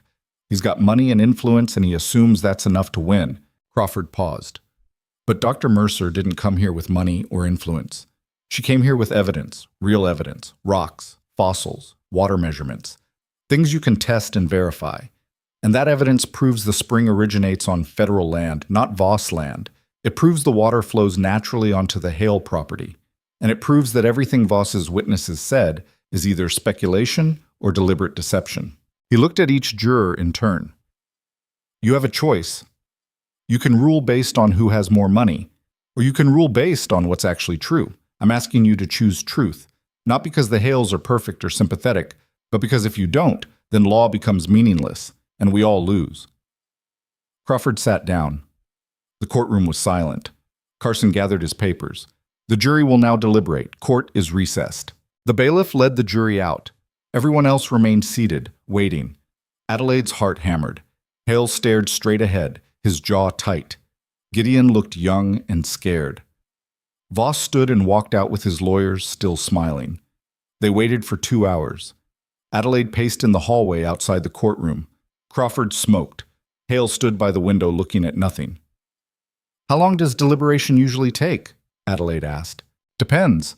Quick verdict usually means they've already decided. Long deliberation means they're actually thinking." "Is 2 hours long?" "Long enough." Finally, the bailiff appeared. "Jury's back." They filed into the courtroom. Adelaide's stomach was in knots. The jury entered and took their seats. None of them looked at Hale. Adelaide didn't know if that was good or bad. Carson entered. Everyone stood, then sat again. The judge looked at the jury foreman. "Have you reached a verdict?" "We have, Your Honor." "How do you find?" The foreman stood. He was an older man, weathered like most people in the territory. He held a piece of paper, but didn't look at it. "We find in favor of the defendant. The water rights belong to Rowan Hale." Adelaide's breath left her in a rush. Hale's shoulders sagged. Gideon turned and gripped his father's arm. Voss's face went dark. Carson banged his gavel. "The court rules that Black Hollow Creek and its spring source are to remain in the legal possession of Rowan Hale and his heirs. Mr. Voss's claim is denied. Water rights are permanently established as belonging to the Hale property." Hammond stood. "Your Honor, we'd like to file an appeal." "File whatever you want, Mr. Hammond, but until a higher court overturns this ruling, it stands." Carson looked at Voss. "And Mr. Voss, I'm putting you on notice. Any further harassment of the Hale family will be considered contempt of this court. Are we clear?" Voss's expression was cold fury, but he nodded. "Good. Court is adjourned." The gavel came down again. People started filing out. Adelaide sat frozen, not quite believing it was over. Crawford turned to them. "That's it. You won." "We won," Hale repeated, like he was testing the words. "Yeah." Crawford actually smiled. "Against the odds, against Voss's money, you actually won." Hale stood and extended his hand.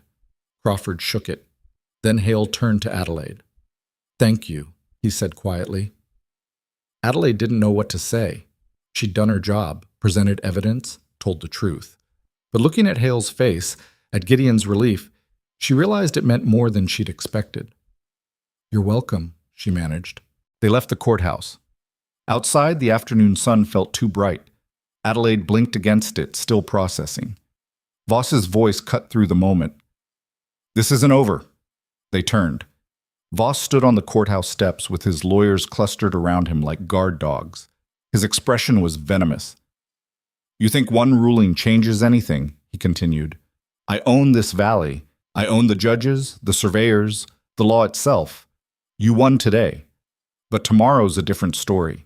Hale's hand moved toward his rifle. Gideon tensed. "Threatening a man who just won a legal ruling," Crawford said mildly. "That's bold, even for you, Voss." "It's not a threat. It's a promise." Voss looked directly at Adelaide. "You made a mistake getting involved in this, Dr. Mercer. I don't forget people who cost me money." Adelaide's fear crystallized into anger. "Then remember this. The next time you try to steal land that doesn't belong to you, I'll be the one documenting why you're wrong. And I'll make sure every judge in the territory sees the evidence." Voss's smile was cold. "We'll see." He left with his entourage. Adelaide's hands were shaking again, but this time from adrenaline, not fear. "That was stupid," Hale said.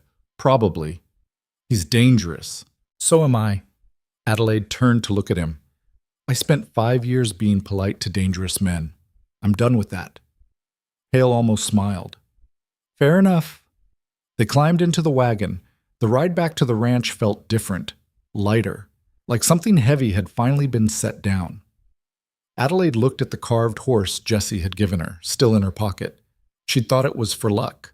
Maybe it was just faith that someone would finally listen. They arrived back at the ranch just as the sun was setting. Micah and Jessie were waiting on the porch, rifles lowered but ready. When they saw the wagon, Jessie ran down the steps so fast he nearly tripped. "Did we win?" he shouted. Hale climbed down slowly. "Yeah, we won." Jesse let out a whoop and threw his arms around his father's waist. Micah's relief was quieter, but just as visible. His shoulders dropped, and for the first time in days, he looked like a 13-year-old kid instead of a soldier waiting for battle. "Really?" Micah asked. "The judge ruled for us?" "Really?" Hale ruffled Jesse's hair. "Dr. Mercer's evidence held up. Carson saw through Voss's lies." Micah looked at Adelaide. "Thank you." Adelaide didn't know what to say to that. She'd just done what she was trained to do, present facts, tell the truth. But watching these boys realize they might actually get to keep their home made her chest tight. "You're welcome," she managed. They went inside. Gideon started a fire. Micah pulled out food that had been prepared earlier, probably in nervous anticipation of either celebration or catastrophe. They ate together, the tension that had saturated the house for days finally beginning to dissipate. But Adelaide couldn't shake Voss's words. His promise that this wasn't over. Men like that didn't lose gracefully. They retaliated. After dinner, she found Hale outside checking the horses. The sky was dark now, stars visible in the cold, clear air. He was running his hand along a gelding's flank, checking for injuries or stress with the practiced touch of someone who knew animals better than people. "You think Voss will try something?" Adelaide asked. Hale didn't look up. "Yeah." "When?" "Soon. He can't let this stand. Makes him look weak." Adelaide leaned against the fence. "What will he do?" "Don't know, but it won't be legal." Hale finally looked at her. "You should leave. Stagecoach runs tomorrow. You could be in Emerson by afternoon, out of the territory by next week." "Is that what you want?" "It's what's safe." "I didn't ask what's safe. I asked what you want." Hale was quiet for a long moment. "I want you to stay. But staying means you're a target. Voss made that clear." "I've been a target before. Not like this." Adelaide thought about 5 years of fighting men who had institutional power and social backing, men who could destroy careers with a word. Maybe not exactly like this, but close enough. This isn't about tenure or publications. Voss uses violence. So do academics. They just dress it up prettier. Hale almost smiled. "You're stubborn." "I'm consistent." Adelaide watched the stars. "And I'm not leaving until I'm ready." "When will you be ready?" That was the question, wasn't it? When would she be ready to go back to fighting alone? To sleeping in cheap boarding houses and begging universities for funding they'd never give her? To proving herself over and over to men who'd already decided she didn't belong? "I don't know," she admitted. Hale returned his attention to the horse. "The boys like having you here, especially Jesse." Jesse likes having someone new to bother with questions. He likes having someone who answers them. Hale's voice was quiet. His mother used to do that. Answer every question, no matter how strange. She never told him to stop asking. Adelaide heard the grief in those words. 3 years gone and it still hurt like yesterday. She sounds like she was a good mother. She was a good everything. Hale finished with the horse and closed the stall. "I keep thinking she'd know what to do now. How to handle Voss, how to keep the boys safe. How to run this place without losing pieces of it every year." "You're doing fine." "I'm surviving. That's not the same thing." "Sometimes it is." Hale looked at her properly now. "You really believe that?" Adelaide thought about her doctorate earned against everyone's advice. Her research conducted on borrowed time and minimal funding. 5 years of surviving in a field that didn't want her. "Yeah, I do, because surviving means you're still here, still fighting, and as long as you're fighting, you haven't lost. Even when it feels like you're losing, especially then." Hale held her gaze. Something passed between them. Recognition, maybe? Or just the understanding that came from two people who'd both spent too long carrying weight they couldn't share. "You should get some sleep," he said finally. "Tomorrow's going to be complicated." "Why?" "Because we won, and now we have to figure out what comes next." Adelaide went inside, but she didn't sleep much. She lay in the narrow bed in the sewing room listening to the house settle and thinking about what came next. She'd proven the Hales' water rights. That was done. But her original research was still incomplete. Her funding was still running out, and she was still stranded in Wyoming Territory with no clear path forward. The smart choice was to take the stagecoach back east, find another university position if she could, try to rebuild the career she'd walked away from. The smart choice felt like giving up. Sometime after midnight, Adelaide heard footsteps in the hallway, light and careful. She opened her door to find Jesse padding toward the main room in bare feet and a nightshirt that was too small for him. "Can't sleep?" Adelaide asked quietly. Jesse jumped. "You scared me." "Sorry. What are you doing up?" "I don't know. Can't stop thinking." He looked young and uncertain. "Is Pa really safe now?" Adelaide could have lied, could have said yes, everything's fine, go back to bed. But Jesse deserved better than comfortable lies. "He's safer," she said. "The legal ruling protects your water rights. But Mr. Voss is angry, and angry men do stupid things. So we still have to be careful." "Yeah," Jesse nodded slowly. "That's what I thought." He twisted the hem of his nightshirt. "Are you leaving?" "I don't know yet." "But you might." "Eventually, yes." "Why?" Adelaide sat down on the floor, her back against the wall. Jesse sat across from her, cross-legged and waiting. "Because I have work to do. Research that's not finished, and I can't do that work from here." "Why not?" "Because the fossils I need to study are scattered across the territory, and I need equipment I don't have, and funding I can't get." Jesse considered that. "But you helped us." "That was different." "How?" Adelaide didn't have a good answer. "It just was." "That's not a real answer." "No, it's not." Adelaide pulled her knees up and wrapped her arms around them. "Honest answer? I don't know how it was different, but it felt like something I could actually do. Something that mattered. Your research matters." "To who?" Jesse frowned. "To people who want to know about old oceans and dead fish." "There aren't many of those people." "So? Just because something's not popular doesn't mean it's not important." Out of the mouths of 8-year-olds, Adelaide looked at this kid who carved horses and read books about wagon trains and somehow understood things most adults missed. "You're right," she said. "It doesn't. So stay. Do your research from here." "Jesse, it's not that simple." "Why not?" "Because research requires money, equipment, institutional support." "You had money when you got here?" "Some. And you lost it when your driver left with your equipment." "Yes?" "So you were already doing research without much support." Jesse's logic was relentless. "And you proved Pa's water rights without a university backing you. So why can't you keep doing that?" Adelaide opened her mouth to argue and realized she didn't have a good argument. He was right. She'd been operating without institutional support for a week, and she'd done the best work of her career. Clear evidence, solid testimony, results that actually mattered. "You're too smart for your own good," she said. Jesse grinned. "Ma used to say that."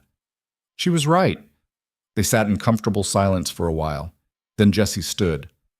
"I'm going to try to sleep now, but I hope you stay. I'll think about it." "Good." He padded back to his room. Adelaide stayed on the floor for a long time after, staring at nothing and thinking about everything. The next morning, Adelaide woke to shouting. She was out of bed and running before her brain fully processed what was happening. In the main room, Hale and Gideon were armed and tense. Micah was at the window. "What's wrong?" Adelaide asked. "Fire," Micah said. "North pasture." Adelaide's stomach dropped. She moved to the window and saw smoke rising dark against the morning sky. Not a brush fire. Too deliberate. Too concentrated. "Voss," Hale said flatly. "You don't know that," Adelaide tried. "I know that." Hale grabbed extra ammunition. "Gideon, Micah, with me. Jesse, you stay with Adelaide. Anyone comes near the house, you shoot first." Jesse's face was pale but determined. He picked up a rifle that was almost as tall as he was. "I'm coming with you," Adelaide said. "No." "You need someone to document this. If Voss is responsible, you need evidence." Hale paused. He looked at her like he was calculating risks he didn't have time for. "Fine, but you stay back. Anything happens, you run." They rode hard toward the smoke. As they got closer, Adelaide could see the damage. A section of fence burned to the ground. The grass around it scorched black. And in the middle of it all, a pile of hay that had been deliberately stacked and set on fire. Hale dismounted and walked the perimeter. His face was stone. "No accident. Someone built this fire and lit it before dawn." "Where are the cattle?" Gideon asked. "Scattered." Again, Hale kicked at the burned fence post. "This is the third time this month." Adelaide examined the site.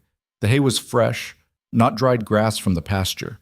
Someone had brought it here specifically to burn. This was staged. They wanted you to see it. Message received. Hale's voice was hard. Mount up. We need to round up the cattle before they wander onto Voss's land, and he claims them as his. They spent 4 hours tracking cattle. Adelaide helped where she could, mostly by staying out of the way and keeping watch for riders who never came. By midday, they'd recovered most of the herd. 2 were still missing. 1 had a broken leg and had to be put down. Back at the ranch, exhaustion and anger sat heavy on everyone. Hale sent word to the sheriff in Emerson about the fire. The response came back 2 days later. Not enough evidence to investigate. Probably just an accident. Accident, Hale repeated when Crawford brought the message. They think someone accidentally built a hay pile in my pasture and accidentally set it on fire. Crawford looked tired. Sheriff's on Voss's payroll. You know that. So what do we do? Document everything. Every cut fence. Every fire. Every threat. Build a case. How long does that take? Months. Maybe longer. Hale's jaw worked. We don't have months. Then you sell and walk away. Not an option. Crawford lit a cigarette. Then you live with constant harassment until Voss gets bored or dies, which, given his health, might not be as long as you think. That's your legal advice? Wait for him to die? That's reality. Crawford blew smoke. You won the water case. That was huge.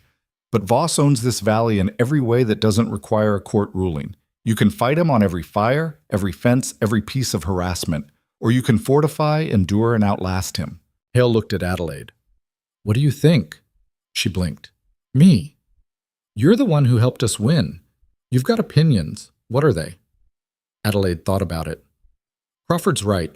You can't fight every battle, but you can make sure every battle costs Voss something. Document everything. Build evidence. And when he finally crosses a line that even bought sheriffs can't ignore, you'll have enough to bury him. That could take years. So? Hale almost laughed. So, I've got a ranch to run and 3 boys to raise. I don't have time for a years-long legal war. Then don't make it your only focus. Live your life, run your ranch, raise your sons. And when Voss tries something, you document it and keep moving. Adelaide met his eyes. He wants you scared and desperate. Don't give him that. Hale studied her. You're talking about survival. I'm talking about refusing to let someone else define your life. Adelaide's voice was firm. I spent 5 years fighting men who wanted me gone. I could have quit, could have taken easier paths, but I stayed because quitting meant they won. You're doing the same thing. Staying means Voss doesn't win. Crawford snorted. She's right. Stubborn, but right. Hale looked between them. Fine. We document everything. We stay. We fight smart, not desperate. He turned to Adelaide. You staying to help with that? The question hung in the air. Adelaide realized this was the moment. The choice between going back east to rebuild a career that might not want her or staying here to do work that mattered to people who actually gave a damn. Yeah, she said, I'm staying. Gideon looked surprised. Micah smiled. And somewhere deeper in the house, Adelaide heard Jesse let out a whoop of victory. Hale's expression didn't change much, but something in his eyes softened. Good. Then let's get to work. The weeks that followed fell into a pattern. Hale and his sons ran the ranch with Adelaide helping where she could. She wasn't much use with cattle, but she could mend fences, feed chickens, and keep detailed records of every suspicious incident. She also continued her research, documenting fossil sites across the territory and building a comprehensive survey of the Niobrara Formation's extent. Voss's harassment continued, but it was sporadic. A cut fence here, missing cattle there. Nothing they could prove in court, but enough to be a constant low-grade threat. Adelaide documented all of it with the same precision she used for geological surveys. Dates, times, evidence, everything that might someday matter. And slowly, almost without noticing, the ranch started to feel less like a temporary refuge and more like something else. Something that didn't have a name yet but felt like it might eventually. One evening, about 6 weeks after the trial, Adelaide was working at the kitchen table when Hale sat down across from her. He had papers in his hand. Official looking. What's that? She asked. Letter from the Territorial Survey Office. They want to contract you for geological assessments on disputed land claims. Adelaide stared. They what? Apparently, Judge Carson mentioned your testimony to some people. Now they want to hire you as an expert consultant. Hale pushed the papers toward her.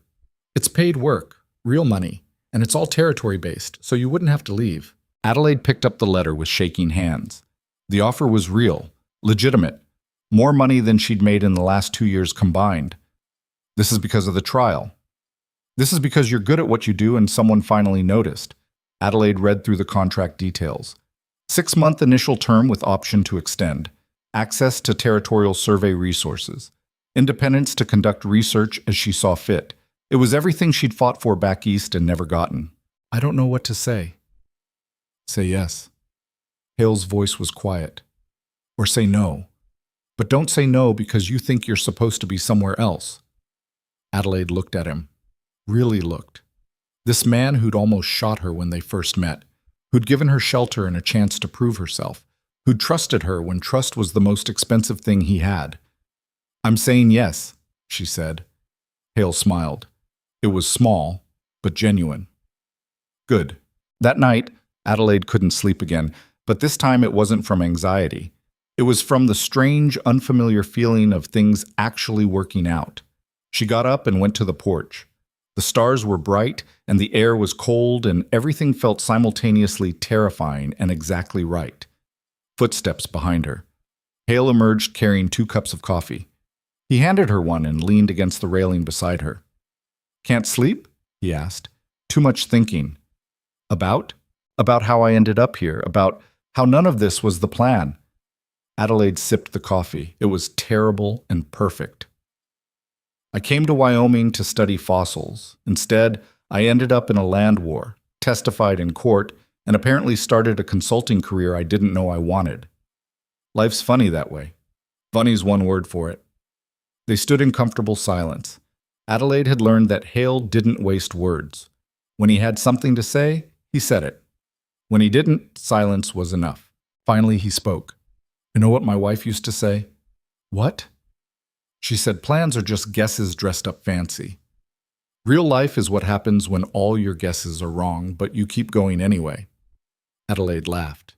She sounds like she was wise. She was practical, which is better than wise most days.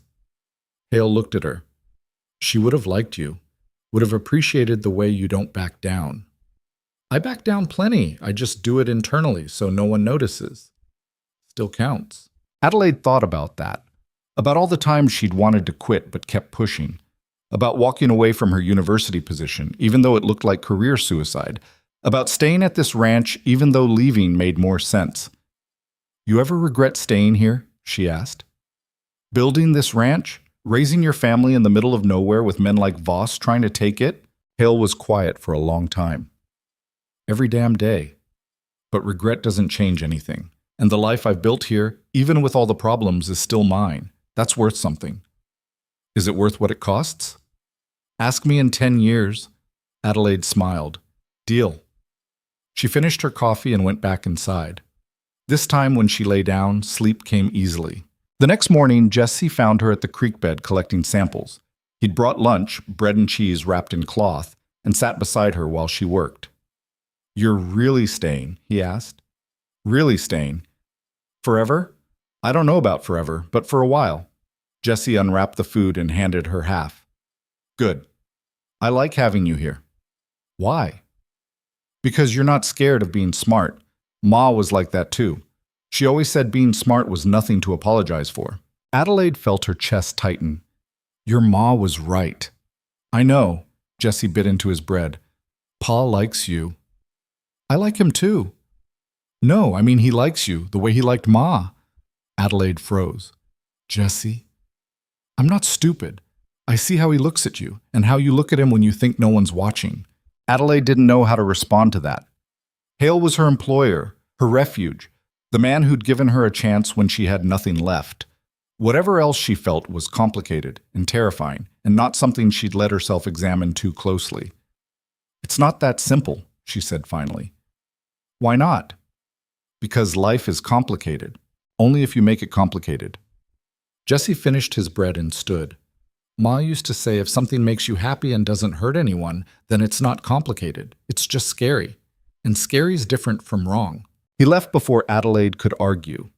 She sat by the creek holding limestone and thinking about the difference between scary and wrong, about the feeling she got when Hale smiled at her across the dinner table, about the way her chest went tight when he was in danger, about how this ranch had stopped feeling temporary and started feeling like something she didn't want to name because naming it made it real, and real things could be lost. That evening, she found Hale in the barn tending to a mare that was about to foal. He was checking her carefully, his hands gentle and sure. "Jessie talked to me today," Adelaide said. "What about?" "About you and me." Hale's hands stilled. "What did he say?" "That you like me." Adelaide forced herself to meet his eyes. "And that I like you. And that maybe that's not complicated, it's just scary." Hale straightened slowly. "Jesse needs to mind his own business." "Does he?" "Yeah, because this is my business. And yours. Not his." Adelaide stepped closer. "So what is it? Your business, I mean. What do you think about all this?" Hale looked at her for a long moment. "I think I spent 3 years assuming I'd already had my chance at happiness. That Sarah was it, and everything after was just surviving until I wasn't here anymore." His voice was rough. "Then you showed up half dead in a creek bed with a bag full of rocks, and you challenged everything. Made me think maybe surviving isn't the same as living. And I don't know what to do with that." Adelaide understood. She'd spent 5 years believing success meant credentials and publications and proving everyone wrong. But standing here in this barn with this man who'd seen her at her worst and her best, she was starting to think maybe success was simpler than she'd imagined. "I don't know either," she admitted. "But maybe we don't have to know yet. Maybe we just see what happens." Hale's expression was unreadable. Then he stepped forward and kissed her.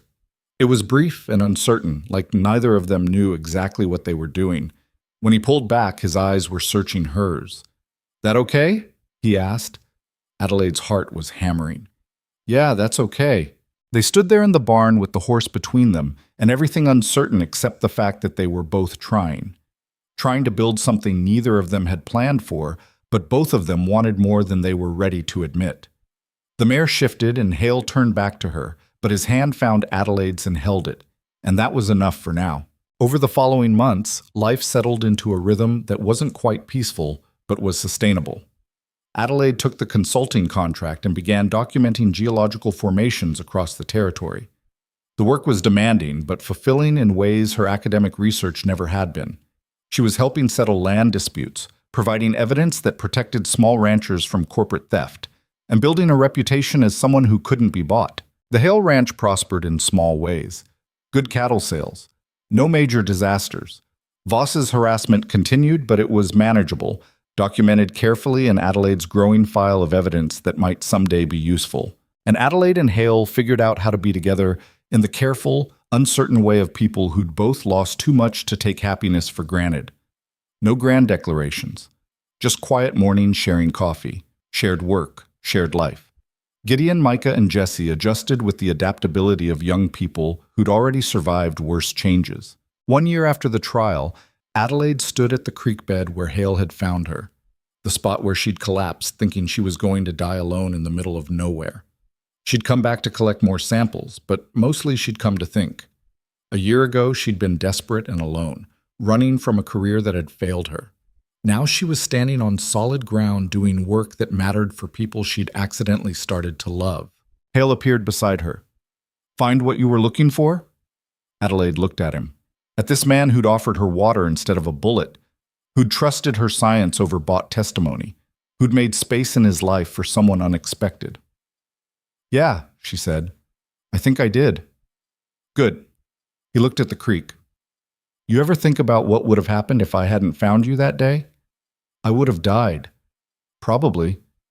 But you did find me." "Yeah." Adelaide thought about chance and choice, about how she'd ended up here through a series of failures and accidents that had somehow led to the best thing that had ever happened to her. "You know what I've learned?" "What?" "That success isn't always what you plan for.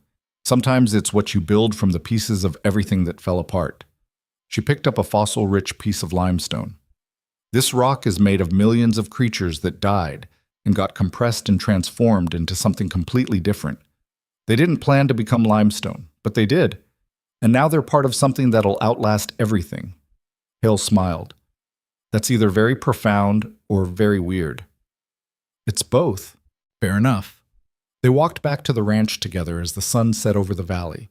In the distance, Adelaide could see the boys working near the barn. Jesse was probably carving something. Micah was likely reading. Gideon was checking fences like he'd been doing since he was old enough to hold wire cutters. This was her life now, not the life she'd planned, not the success she'd fought for, but something better because it was real and hard-earned and built on foundation that wouldn't collapse the first time someone questioned her credentials. That night at dinner, Jesse showed her his latest carving. A woman kneeling by a creek bed, examining rocks. "That's you," he said proudly. Adelaide turned the carving over in her hands. The detail was remarkable for an 8-year-old, 9 now, almost 10. "Jesse, this is beautiful. You can keep it. I made it for you." "Why?" Jesse shrugged. "Because you stayed, and because Ma would have wanted someone to remember that sometimes the best things happen when you stop running and start fighting for what matters." Adelaide looked at this kid who was too smart and too young to understand how much wisdom he'd just dropped. Then she looked at Hale, at Gideon, at Micah, at this family that had accidentally become hers. "Thank you," she said quietly. Later, after everyone had gone to bed, Adelaide sat on the porch with the carving in one hand and her notebook in the other.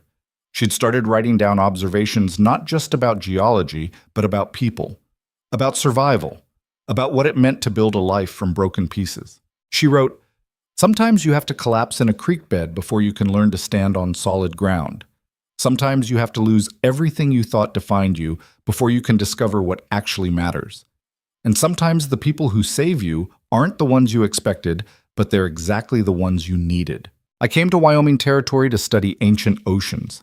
Instead, I found myself standing in a modern war and learning that survival isn't about avoiding conflict. It's about choosing which battles define you and which ones you let go. The Hales taught me that. They taught me that family isn't always the one you're born into, that home isn't always where you plan to be, and that fighting for what matters doesn't always look heroic. Sometimes it just looks like getting up every morning and refusing to quit. The rocks I study are millions of years old. They've survived everything: compression, erosion, upheaval. They persist not because they're strong, but because they're stubborn. That's what we all are in the end. Stubborn enough to keep existing even when it's hard. Stubborn enough to believe that maybe tomorrow will be different. Stubborn enough to build something worthwhile from the ruins of everything that fell apart. I don't know if the Hales will keep their ranch forever. I don't know if Voss will eventually win through attrition or age or sheer determination. I don't know if my consulting work will last or if I'll have to reinvent myself again in 5 years. But I know that right now, in this moment, I'm exactly where I need to be. And that's not something I could have planned for or earned through credentials or fought my way into. It's something I found by accident when I was dying in a creek bed and someone chose to help instead of harm. That's the lesson, maybe. Not that good things come to those who wait, but that sometimes good things come to those who fall down, get helped up, and decide the place they landed is worth staying for. Not because it's perfect, not because it's easy, but because it's real, and it's theirs, and it matters. Adelaide closed the notebook and looked at the stars. Somewhere out there, millions of years ago, oceans covered this land. Creatures lived and died and became the fossils she studied. They didn't know they were building something that would last. They just existed, and that existence mattered. That was enough. That was everything. The door opened behind her. Hale emerged and sat down beside her without speaking.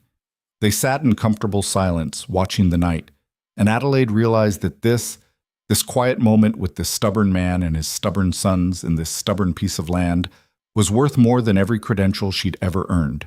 She'd come to Wyoming to prove she belonged in a world that didn't want her. Instead, she'd found a world that didn't care about credentials or institutional approval, a world that valued work over words, evidence over ego, survival over status. And in that world, finally, she belonged.